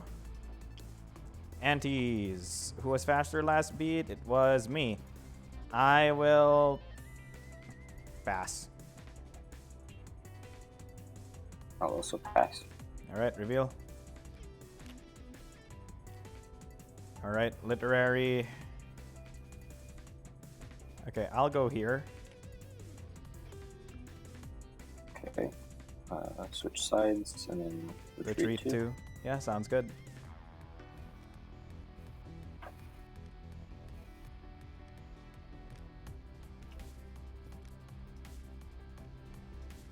Gosh, you just having all of these things. It's pretty annoying. Haven't used any of them yet.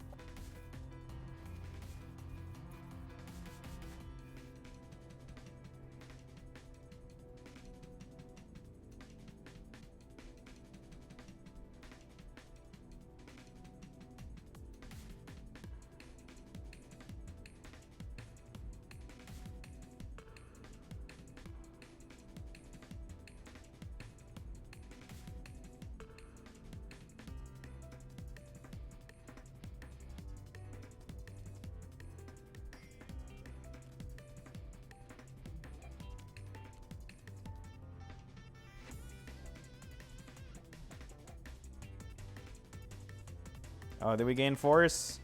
I keep forgetting to give us force.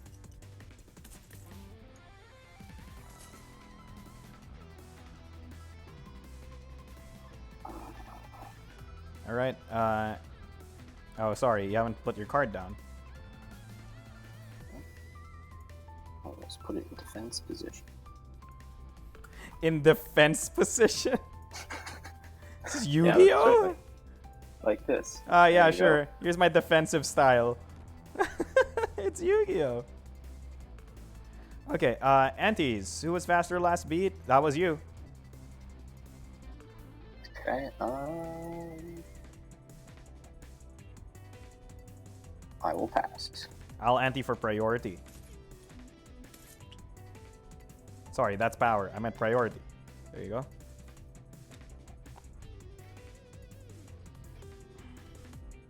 I'll pass. Okay, I'll anti-water token.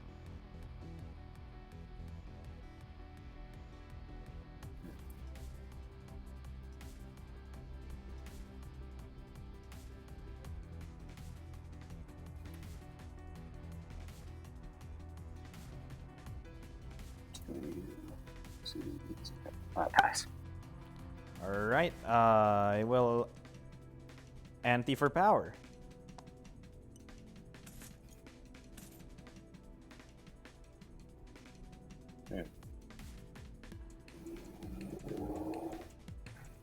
Pass? Eesh. I'll also anti for power. Spicy. Alright. Let's reveal. Well, I'm passing. You can choose to pass or not. Yep, I pass. Alright. Anthology burst. There we go. So I'm active player. Start a beat, I'll go here.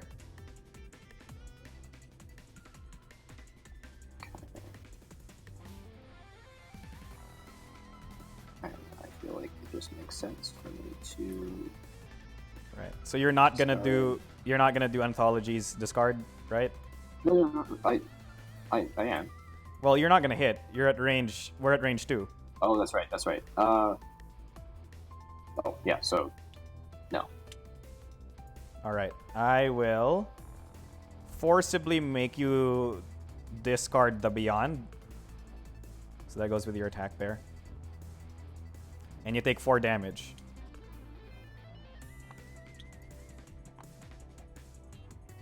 All right. We both gain 2 force.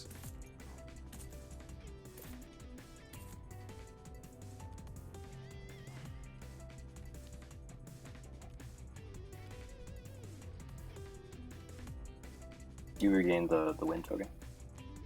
Oh right, because I did Palm Strike. I even forgot that was a thing. Oh, that was a good beat. I was really scared that you were gonna do Tome, because if you did Tome on me, I would die. Yeah. Like yikes, Tome would have just destroyed me.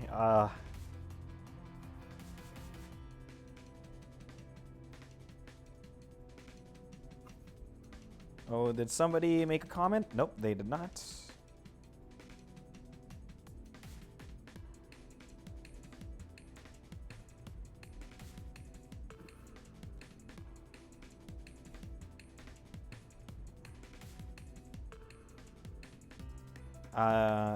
This is in discard 1, right? The Beyond?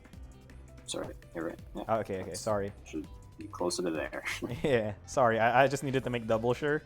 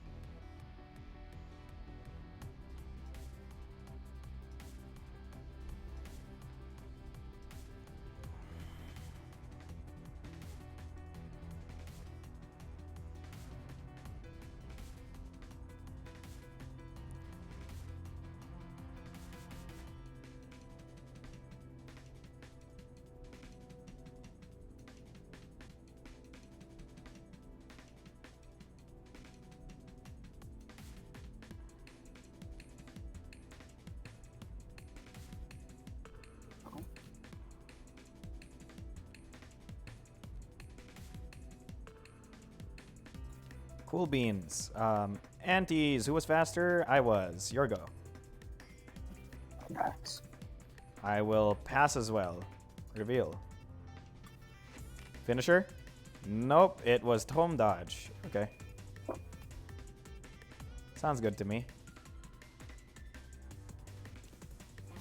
Not taking center. Interesting. Alright.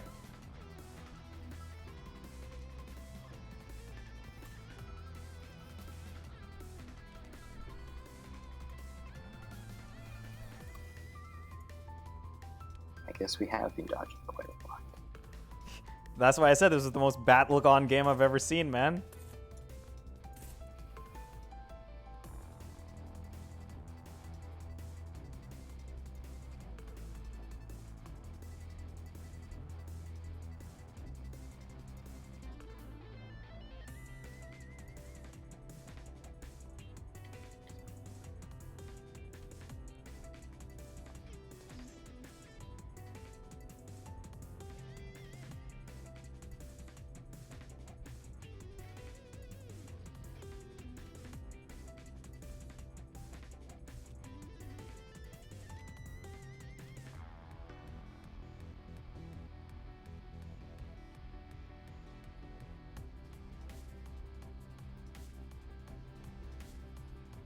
Oh, sorry. You move the... Yep. Yeah. That should be over there.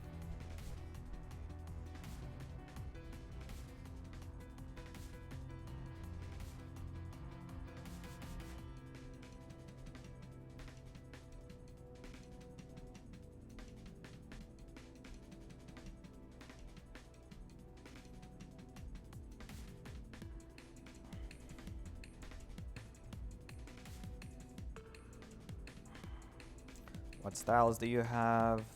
So you don't have Tome or Anthology. So you have these.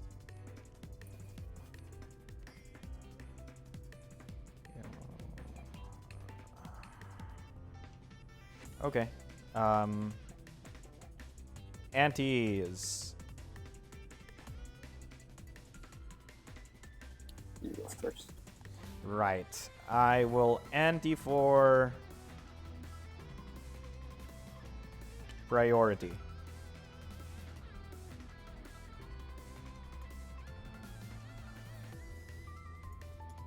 Ante for power. I'll ante for power as well.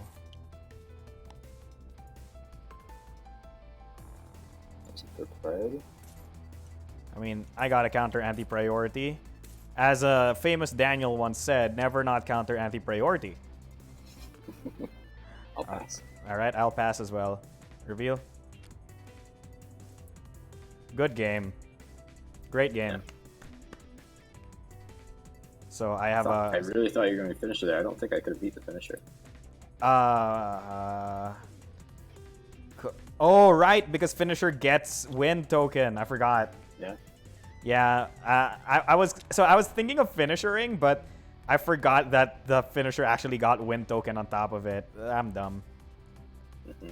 Yeah. I realized I could have. I didn't even think about it. I just was getting the tome for the -2 priority. I could have like thrown the cards away to get more priority. But oh yeah, you could have gotten so you could have thrown all of them away on purpose, right? yeah. And then you could have gotten indexing to +4.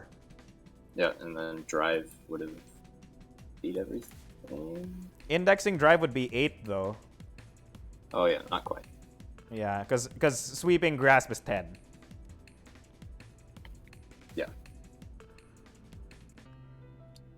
Yeah. So that was such a close game. Holy heck. Oh my gosh, my heart is beating so fast. May the force be with you always. This is tense. So Pasture's been sitting at 10 force for basically like the past 2 turns or something. So that's why Pasture was not taking force this beat. Yeah, Ryan, it was so tense. Like, holy heck. Okay, Pasture, do you mind if we do the rundown?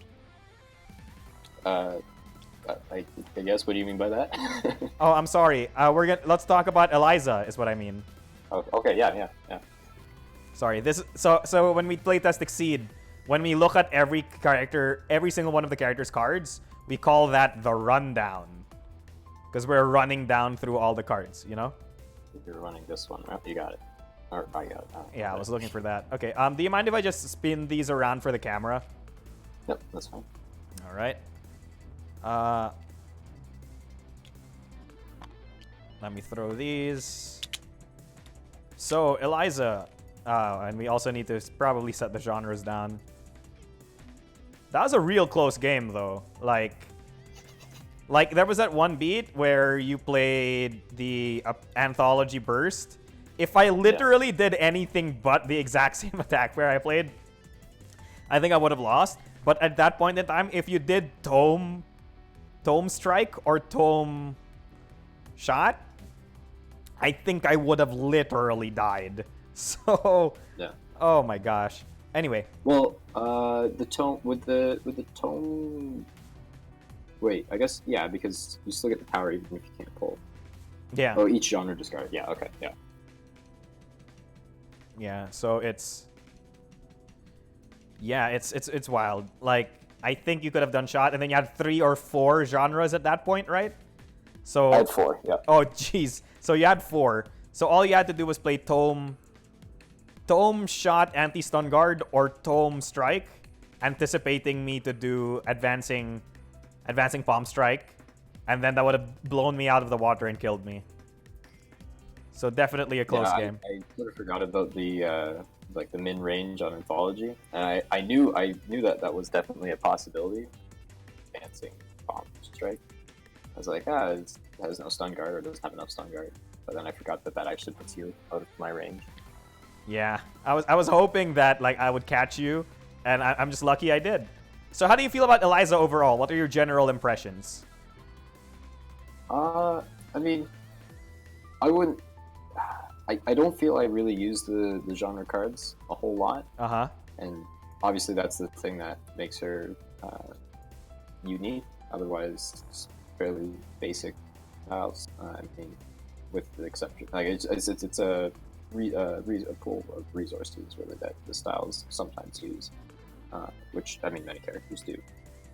So I don't know. I don't know if it's just the way I was playing and I could have taken more advantage of them.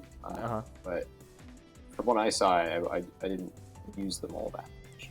Yeah. In my experience, the genres are either so good in the matchup, or you simply have to manage them to make use of the style effects that care about your genre counts. Yeah. I guess one thing is I noticed you never played Earth.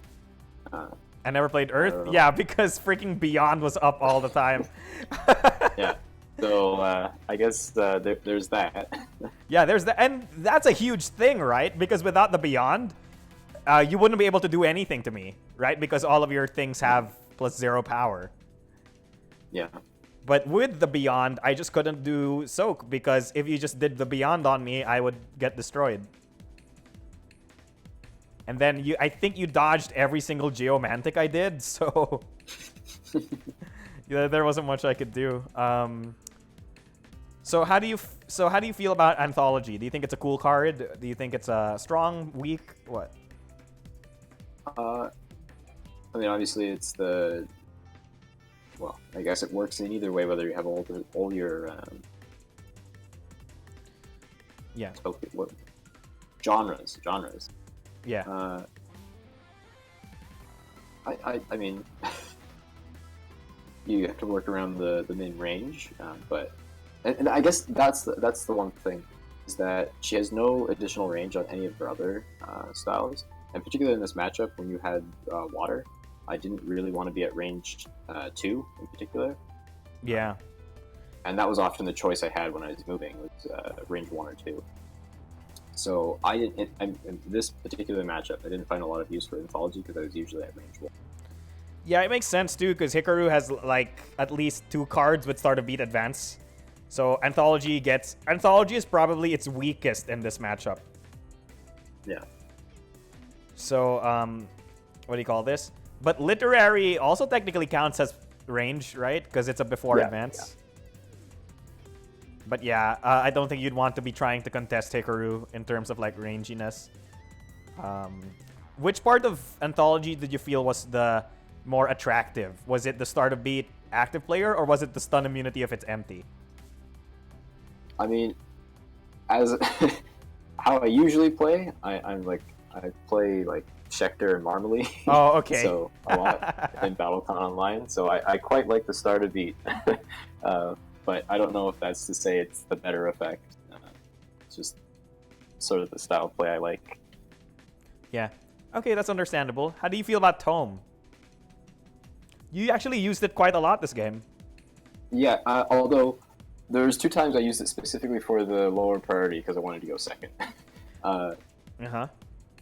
Which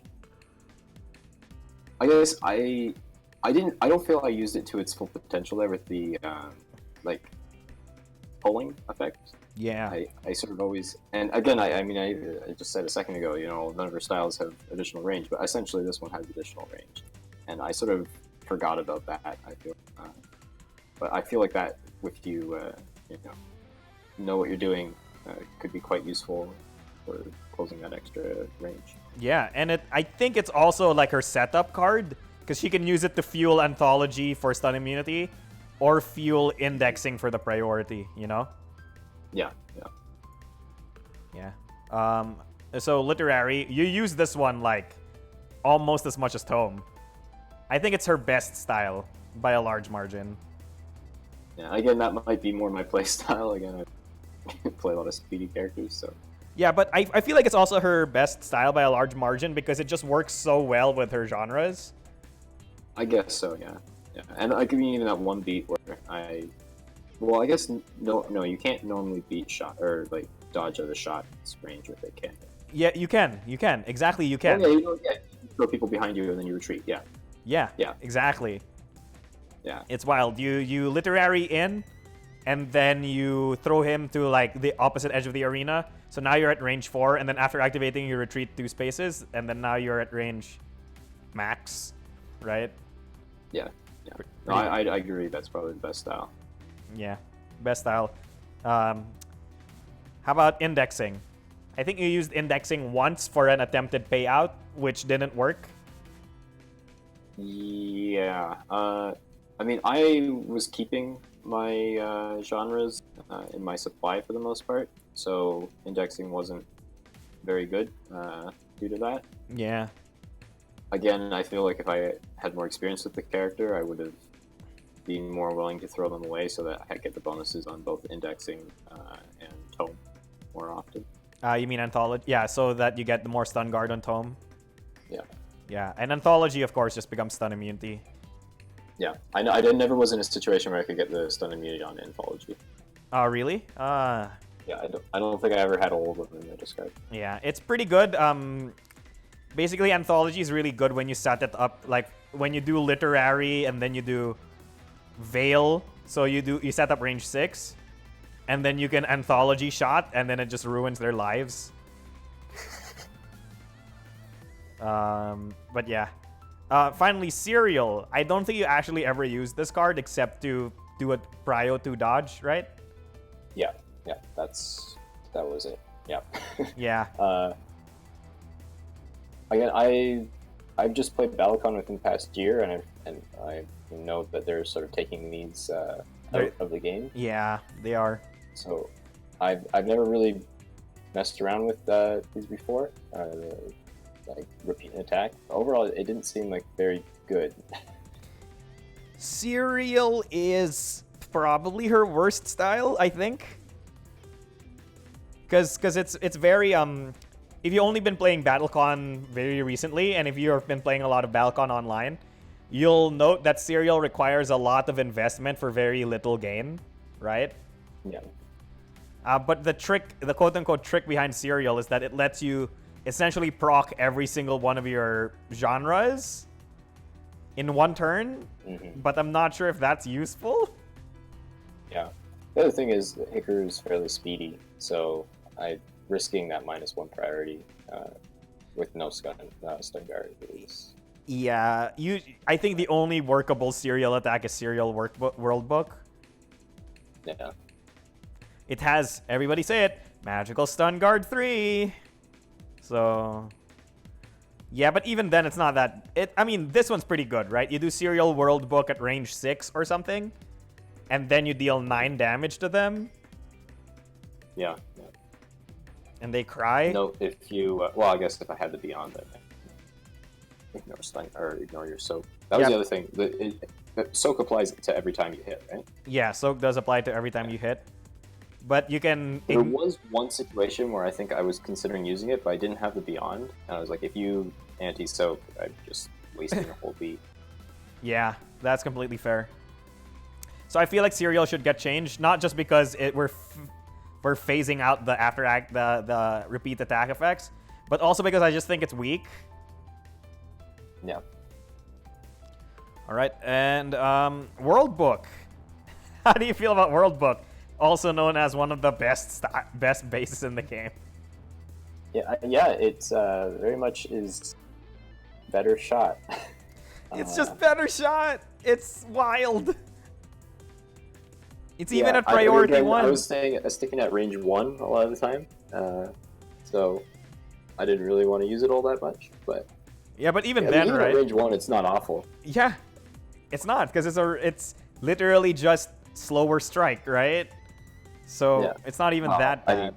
The 3 to 5 is a difference. Yeah, that's completely fair. But I mean, you have stuff like Tome, right? And then yeah. So it's not a bad option, especially if my wind token's down, right?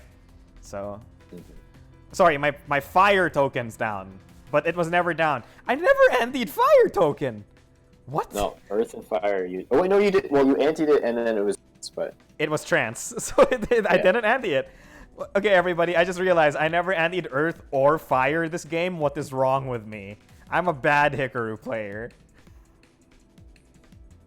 Oh my gosh. Overall, how'd you feel about Eliza? Did you enjoy the game at the very least? Did you have fun? Yeah, I enjoyed it. I don't feel like if I was to explain like her playstyle, it's like it's you know sort of I don't know. There's not something really that stands out, other than on the odd turn some weird like shenanigans happen. Yeah, but like that's very rare, it seems. Yeah, you have to set up for it. Yeah. So I guess really that's what it's more of a setting up to some sort of big thing, and you can see it with multiple other styles. Encourage you to set up for some big payout. Yeah. So at the start of the game, when you got the Beyond and the Wonder, I was actually really surprised because in every single one of my Eliza games, I always start with the Veil and the Grim.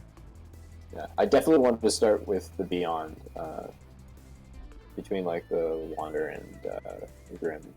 I see. I was, yeah. But, yeah. Oh, because you want to ignore my Earth. Yeah, I wanted you to question using that from the start. Oh, I see. In my head, the reason I do the Veil and the Grim is because Veil and Grim together essentially, if the opponent is caught sleeping, Eliza instantly creates range 6. Yeah. And it's just the most rough shenanigans you have to deal with. How would you create... Oh, yeah, how would you create range 6? Okay. I think 5's the best you can do with that, is it not? No, you use Literary, right? Unless you have Literary. Yeah. So you start off... just with Literary, yeah. Yeah, you start off with something like Literary Grasp, and then you create range 6. It's wild. I mean, yeah, okay, yeah. If you're in, like, these two spaces. But. No. So, even on beat 1, right? So, what you do is you Literary here, you... what's the exact... I forgot the exact positioning to do this. Oh, right. You Literary... You grasp them here, you spend the Grim to get adjacent, you spend the Veil to do here, and then you retreat too. Yeah. I mean, it eats up all of your things, but again, as I've found, it's like... It's not so bad to eat up all of your genres because you kind of want to spend them, right? Yeah. I mean, most characters can't deal with this as well as Eliza can, at least range 6. Yeah, it's wild. And the only thing that beats it, I think, is a well-timed burst. But if my opponent bursts, and then I do this, I retreat too, and usually I'm out of range of burst, right? It's like like Alchemic Grasp on Riflum. Yeah. Okay, can I be right back for like 4 seconds? I just need to get the door. Yep. All right. I'll be right back.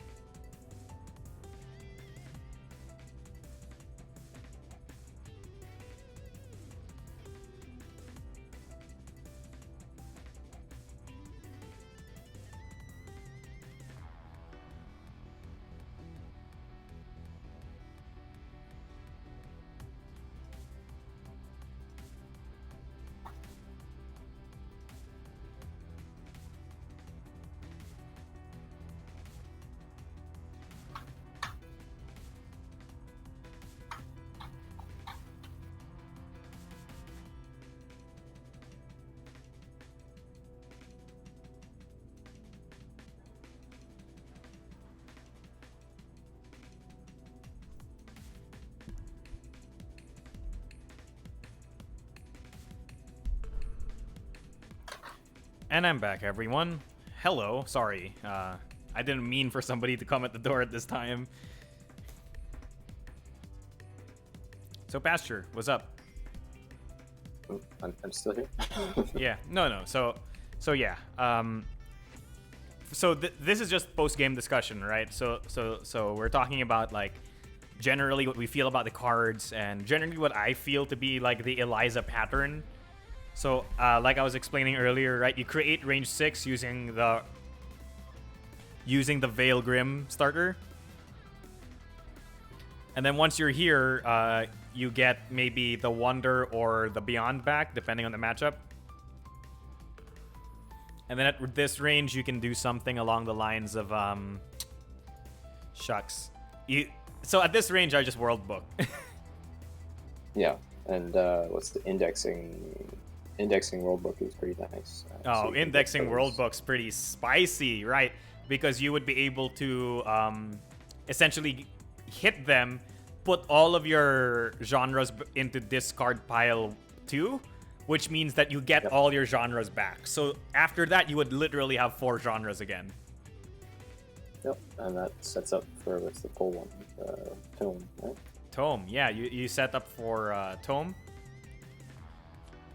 Also, you could set up for Cereal, I guess. If you're wild. Theoretically, you're still at range. I'm assuming the opponent dodged in. Yeah, I guess. Yeah. I highly doubt an opponent would stay at range 6 against a character with... there's very few things that they could do at range 6. Yeah. Even not Hikaru, right? Like, unless you're fighting literally Rookyuk, I don't think any character would willingly stay at range 6. But yeah, you can, like, Tome, and then, I don't know, like, Tome Drive or Tome Shot. Yeah. If they did advance, like here, you could Tome Strike, and it would deal, like, 8 damage. That's pretty wild. But yeah. So that's why I feel like indexing's pretty cool too, because like it's fast, you whack with it, and then you take all your cards back, and then suddenly you have 4 genres again. Yeah. Yeah. Is there anything else you wanna talk about, Pastor, about this specific matchup or the character or something like that? Nothing that comes to mind. Okay. Do you mind if I reset the module? Yep, that's fine. All right, because I want to get your... So I don't think we have time to play a game, but I do have enough time to ask you something. A short discussion on Takeshi. Have you played Takeshi? You said you have, right? Once, yeah. Great. Do you think he's broken? Do you think he's too good? Slightly. I wouldn't... I mean, mind you, I've only played him once. I played against him once. Both of them were close games. I see. So, the chili dispenser, I think it was? You're talking about this weapon here. Yes. See, I saw people saying, oh, you know, this is going to be really bad for heavies. And I was actually playing him against Alexian. And I didn't find that the Ignore Stun Guard really helped me all that much, because I was commonly going second anyways, with the -2 priority. Though, to be fair, you are fighting Alexian, who is probably the only heavy who's fast. Yeah, that's true. Maybe not the best one to test that theory against. Yeah. Yeah. I think, like, because BattleCon Online classifies Mikhail as a heavy too, right? And I don't think Chill Dispenser is actually particularly good against him either. I'm more worried about heavies like Eligor and Cadenza. Now, those are the characters I'm scared for. Yeah. But the bigger thing with the Chili Dispenser, I think just in general, pairing this with something that, I mean, it has 0 to 2 range, so pairing that with like Strike is really good. So you get a +2 power Strike. Yeah, for sure. Anything else? I mean, that was the biggest thing that stood out to me. I see. And I mean, I know I made a few mistakes at the game. Thinking back on the game I played, I shouldn't have. I started with the Chili Dispenser because I was, you know, sort of testing to see whether that was correct, you know, an issue or not. Yeah. But I feel like if you run through a lot of your weapons with like Surprise and his unique base, throw. Throw. Yeah, whichever it is. And then go into the Chili Dispenser with your arsenal card. Like you have a Strike beat and then an Arsenal beat. I feel like the Chili Dispenser with +2 power and +0 to 2 range is quite effective. You are absolutely correct, and this is why I was concerned about Takeshi. It's because essentially Surprise and Throw allow him to cycle through all of his weapons real fast, and then he can end with either Chili Dispenser if the opponent still has a decent amount of life, or what's the name of the other one? Musashi? Musashi's the katana. Okay, yeah. Where the heck are you, Musashi? See, like, throw and surprise are already powerful to begin with, and it almost like makes you think, oh, they're powerful because I lose the weapon, but it's not that big of a disadvantage. It's actually an advantage, right? Yeah. Yeah. It's rough. And surprise is also really disgusting because it can do the steal priority from one weapon and assign it to another weapon thing, right? Yeah. I almost feel like his weapons, he should have like 4 that are going to be useful in each matchup, and then the rest are likely not going to be very useful. Yeah, I found in most cases you can find it. Yeah, I found that overall, like these 2 weapons are just not usually useful, but all the other 6 are pretty good.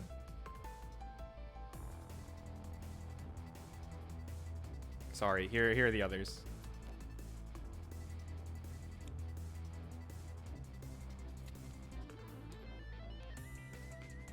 Yeah, I just feel like the other 6 are just like premium weapons. They're pretty good.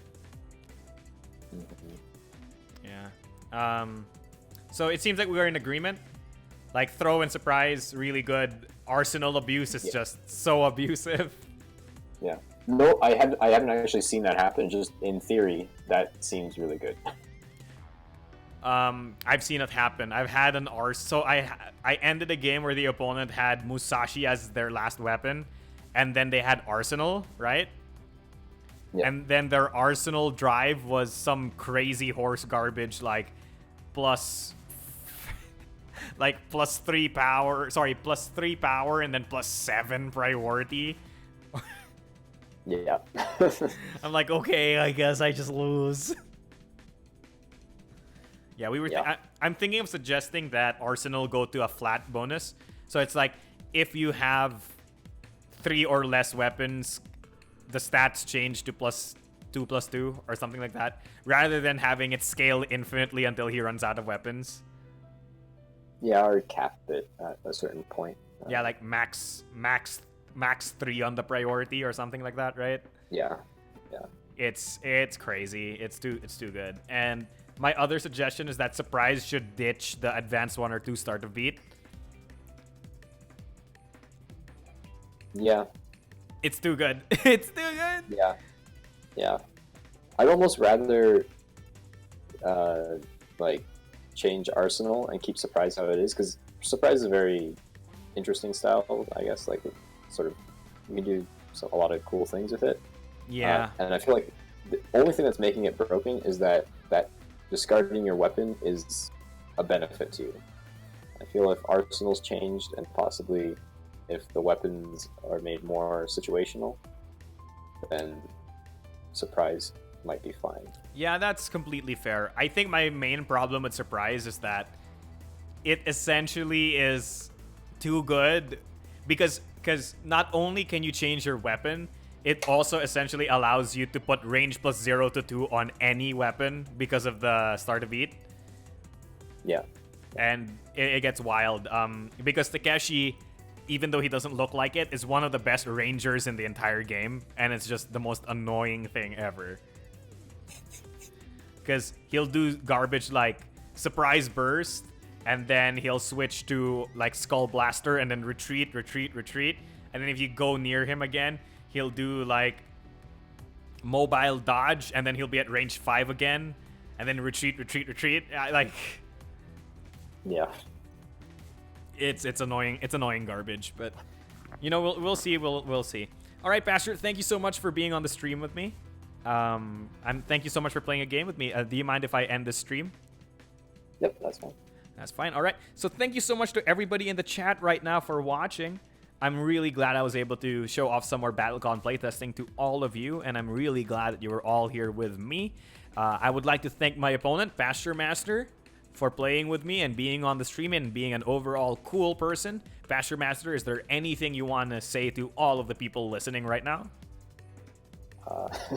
Yeah, nothing in particular. Thanks for having me on the stream. Yeah, you were a joy and you were wondrous to have. So, thank you so much for being with me on this playtesting session. Hopefully, I see you next time we do more BattleCon Wanderers playtesting. without much else to say, thank you, World of Indines. Thank you, and good night. Happy gaming.